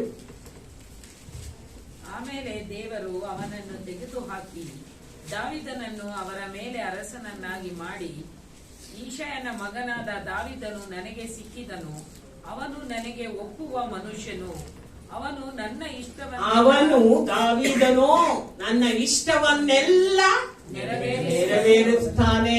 ನೋಡ್ರಿ, ದೇವರಿಗೆ ಚೆನ್ನಾಗಿ ಗೊತ್ತಿತ್ತು ದೇವರು ಏನೆಲ್ಲವನ್ನ ಅಂದುಕೊಂಡಿದ್ನೋ ಅದು ಎಲ್ಲವನ್ನ ದಾವೀದ ಮಾಡ್ತಾನೆ ಅಂತಾನೆ ದೇವರು ಅಂದುಕೊಂಡು ಮಾಡ್ದ ಕೂಡ. ಅದರಲ್ಲಿ ಅವನು ಸಕ್ಸಸ್ ಆದ. ಇವತ್ತಿಗೂ ದೇವರು ಅಂತಹ ಒಂದು ಸಭೆಯನ್ನೇ ಹುಡುಕ್ತಾ ಇರು. ದಾವೀದನಂತಹ ಒಂದು ಸಭೆಯನ್ನ, ದಾವೀದನಂತಹ ಸೇವಕರನ್ನ, ದಾವೀದನಂತಹ ವಿಶ್ವಾಸಿಗಳನ್ನೇ ದೇವರು ನೋಡುತ್ತಾ ಇರು. ಎದ್ದು ನಿಂತುಕೊಳ್ಳೋಣ. ನಮ್ಮ ಸಭೆ ಅಂತದ್ದಾಗಿರ್ಲಿ ಅಂತ ನನ್ನ ಇಷ್ಟ, ನಿಮ್ಮ ಇಷ್ಟವೂ ಅದೇ ಆಗಿರ್ಲಿ ಪ್ರಿಯ. 100ರಲ್ಲಿ ಗುಂಪಲ್ಲಿ ಗೋವಿಂದ ಅಂತ ಹೋಗೋದು ಬೇಡ. ದಾವೀದನಂತೆ ನಾವು ಸಹ ದೇವರು ನಮ್ಮನ್ನ ಇಷ್ಟಪಡುವವನಾಗಿ, ಹೌದು ಇದೋ ದಿವ್ಯ ಜ್ಯೋತಿ ಸಭೆ ಇದೆ, ಆ ಸಭೆ ನನ್ನ ಆಳ್ವಿಕೆಗೆ ಒಳಪಡ್ತದೆ, ನಾನು ಇವರಿಗೆ ಹೋಗು ಅಂದ್ರೆ ಹೋಗ್ತಾರೆ, ಇಲ್ಲ ಅಂದ್ರೆ ಹೋಗಲ್ಲ, ಇದನ್ನ ಮಾಡು ಅಂದ್ರೆ ಮಾಡ್ತಾರೆ, ಮಾಡಬೇಡ ಅಂದ್ರೆ ಮಾಡಲ್ಲ, ನನ್ನ ಆಜ್ಞೆಗೆ ಅವರು ಒಳಪಡುತ್ತಾರೆ. ಅವರು ತಪ್ಪು ಮಾಡುವಾಗ ದೇವರ ಬಳಿ ಕ್ಷಮಾಪಣೆ ಕೇಳ್ತಾರೆ. ಆ ದೊಡ್ಡ ಗುಣವನ್ನ ನಾವು ಬೆಳೆಸ್ಕೊಳ್ಬೇಕಾಗಿದೆ ಪ್ರಿಯರೇ. ಅಂತಹ ವ್ಯಕ್ತಿಗಳಾಗಿ, ಅಂತಹ ಸಭೆಯಾಗಿ ನಮ್ಮ ಸಭೆ ಬೆಳೆಯಲಿ ಅಂತ ನಾವು ಇಷ್ಟಪಡೋಣ. ಪ್ರಾರ್ಥನೆ ಮಾಡೋಣ. ನಮ್ಮನ್ನ ನಾವು ಒಪ್ಪಿಸಿಕೊಟ್ಟು ಪ್ರಾರ್ಥನೆ ಮಾಡೋಣ. ಕೇಳಿಕೊಳ್ಳಿ ಪ್ರಿಯರೇ, ನಮ್ಮ ತಪ್ಪುಗಳನ್ನ ನಾವು ಒಪ್ಪಿಕೊಳ್ಳೋಣ. ಹೌದು ಏಸಪ್ಪ, ನಾನು ಈ ವಿಷಯದಲ್ಲಿ ತಪ್ಪಾಗಿದ್ದೇನೆ, ನಾನು ಈ ವಿಷಯದಲ್ಲಿ ತಪ್ಪಾಗಿದ್ದೇನೆ, ನಾನು ನಿನ್ನ ಮುಂದೆ ಒಪ್ಪಿಕೊಳ್ತೇನೆ. ದಾವೀದ ದೇವರ ಮುಂದೆ ಮೊದಲು ಒಪ್ಪಿಕೊಂಡ. ಅವನು ಒಪ್ಪಿ ದೇವರನ್ನ ಪ್ರೀತಿ ಮಾಡಿದ ವ್ಯಕ್ತಿಯಾಗಿದ್ದರಿಂದಲೇ ಸೌಲನು ಎಷ್ಟೇ ಅವನನ್ನ ಬಾಧೆ ಮಾಡಿದ್ರು ದೇವರ ಅಭಿಷಿಕ್ತನ ಮೇಲೆ ನಾನು ಕೈ ಹಾಕುವುದಿಲ್ಲವೆಂದು ಹೇಳಿದ. ಎಂತಹ ಒಂದು ದೊಡ್ಡ ಮಾತು ಪ್ರಿಯರೇ. ತಾನೇ ಬಾಧೆಗೆ ಒಳಪಡ್ತಾ ಇದ್ದಾನೆ, ಆದರೂ ಸಹ ದೇವರನ್ನ ಪ್ರೀತಿ ಮಾಡಿದ ವ್ಯಕ್ತಿ ಅವನ ಮೇಲೆ ನಾನು ಕೈ ಹಾಕಲ್ಲ, ಯಾಕೆಂದ್ರೆ ದೇವರು ಅವನನ್ನ ಅಭಿಷೇಕ ಮಾಡಿದ್ದ. ನಾವಾದರೂ ಹೇಗಿದ್ದೇವೆ? ಸೌಲನಂತಿದ್ದೇವಾ, ದಾವೀದನಂತಿದ್ದೇವಾ? ನಮ್ಮ ಸಭೆ ದಾವೀದನ ಹಾಗೆ ಬೆಳೆಯುವುದಕ್ಕೆ ನಮ್ಮನ್ನ ಒಪ್ಪಿಸಿಕೊಡೋಣ. ಪ್ರಾರ್ಥನೆ ಮಾಡೋಣ. ಪ್ರಾರ್ಥನೆ ಮಾಡೋಣ ಪ್ರಿಯರೇ. ಪರಿಶುದ್ಧನಾದ ದೇವನೇ, ಹೌದು ಸ್ವಾಮಿ ಅಪ್ಪ, ನಾವು ಕರ್ತನೆ ಸೌಲನಂತೆ ಅನೇಕ ವಿಷಯಗಳಲ್ಲಿ ಫೇಲ್ ಆಗಿದ್ದೇವೆ ಸ್ವಾಮಿ. ನಿನ್ನನ್ನ ನಾವು ಕರ್ತನೆ ಅಪ್ಪ ಗಣನೆಗೆ ತೆಗೆದುಕೊಳ್ಳಲಿಲ್ಲ ಸ್ವಾಮಿ. ನಮ್ಮ ಮನಸ್ಸಿಗೆ ಬಂದ ಹಾಗೆ ನಾವು ಜೀವಿಸಿದ್ದೇವೆ ಕರ್ತನೆ. ನಿನ್ನ ರಕ್ಷಣಾ ಮಾರ್ಗವನ್ನ ನಾವು ಕರ್ತನೆ ಏಸಪ್ಪ ಅಲಕ್ಷ್ಯ ಮಾಡಿದ್ದೇವೆ, ಅಸಡ್ಡೆಯಾಗಿ ನೋಡಿದ್ದೇವೆ. ನೀನು ಮಾತನಾಡುವಾಗ ಕೇಳಿ ಕರ್ತನೆ, ಅಲ್ಲೇ ಬಿಟ್ಟು ಬಿಟ್ಟು ಹೋಗುವಂತಹ ಸಂತತಿಯವರಾಗಿದ್ದೇವಲ್ಲ, ನಮ್ಮನ್ನ ಬದಲಾಯಿಸು, ನಮ್ಮ ಸಭೆಯನ್ನ ಬದಲಾಯಿಸು ಸ್ವಾಮಿ. ನೀನು ಬರುವ ಕಾಲ ಅತೀ ಹತ್ತಿರವಾಗಿದೆ. ನಮ್ಮನ್ನ ನಡೆಸು. ನಿನ್ ಕರಗಳಲ್ಲಿ ನಮ್ಮನ್ನ ಒಪ್ಪಿಸಿಕೊಡ್ತೇವೆ ಯೇಸುವಿನ ನಾಮದಲ್ಲಿ ತಂದೆ.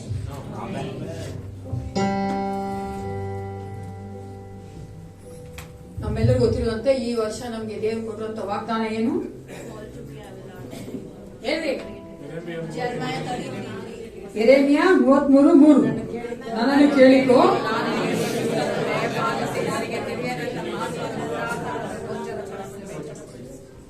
Starting problem. ನಾವು ಪ್ರತಿ ಭಾನುವಾರದಂದು ದೇವರು ನಮ್ಮೊಂದಿಗೆ ಗೂಢಾರ್ಥಗಳನ್ನ ಮಾತನಾಡಿದ್ದಾನೆ ಪ್ರಿಯರೇ. ಆಮೆನ್. ನಾವು ಅನೇಕ ಸಾರಿ ಅನ್ಕೊಂತೀವಿ ನಮ್ಗೆ ಗೂಢಾರ್ಥ ಅಂದ್ರೆ ಎಲ್ಲಿ ನಿಧಿ ಇದೆ, ಎಲ್ಲಿ ದುಡ್ಡು ಬರ್ತದೆ, ಅದ್ರ ಬಗ್ಗೆ ಮಾತಾಡ. ಏಸಪ್ಪ ಅಲ್ಲಿ ನಮ್ಮ ಆತ್ಮಕ್ಕೆ ಬೇಕಾದ ಗೂಢಾರ್ಥವನ್ನು ಮಾತನಾಡಿದ್ದಾನೆ ಪ್ರಿಯರೇ. ಹಲ್ಲೆಲೂಯಾ. ಮಹತ್ತರವಾದ ಕಾರ್ಯಗಳನ್ನ ನಮ್ಮ ಜೀವಿತದಲ್ಲಿ, ನಮ್ಮ ಪರ್ಸನಲ್ ಲೈಫ್ ಅಲ್ಲಿ, ನಮ್ಮ ಕುಟುಂಬ ಜೀವಿತದಲ್ಲಿ ಮಾಡಿದ್ದಾನೆ ಪ್ರಿಯರೇ. ಅದಕ್ಕೆ ನಾವೆಲ್ಲರೂ ಸಾಕ್ಷಿಗಳಾಗಿದ್ದೇವೆ. ನಾನು ಕೂತ್ಕೊಂಡಿದ್ದಾಗ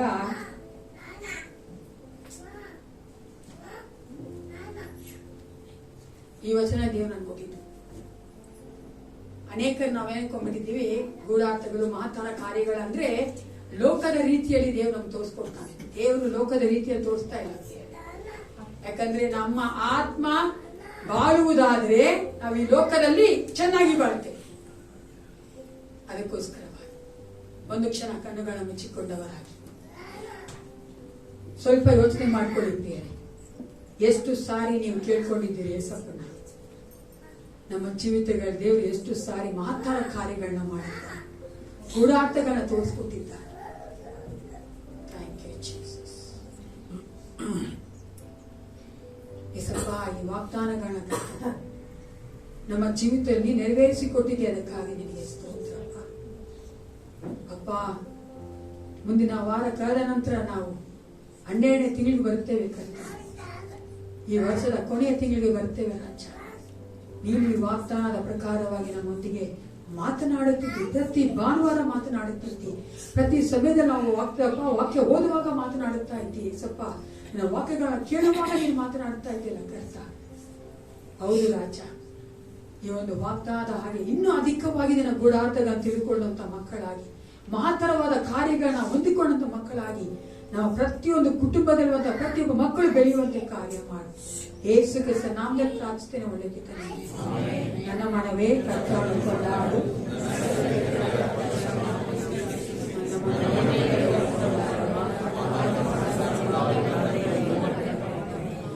ನಮ್ಮ ಕರ್ತನಾದ ಯೇಸು ಕ್ರಿಸ್ತನ ಕೃಪೆಯು, ತಾಯಿ ದೇವರ ಪ್ರೀತಿಯು, ಪರಿಶುದ್ಧಾತ್ಮನ ಸಹಾಯವು, ಸಹವಾಸವು ಸದಾ ಕಾಲವು ನಮ್ಮೆಲ್ಲರೊಂದಿಗೆ ಇರಲಿ. Praise the Lord. Jesus loves you.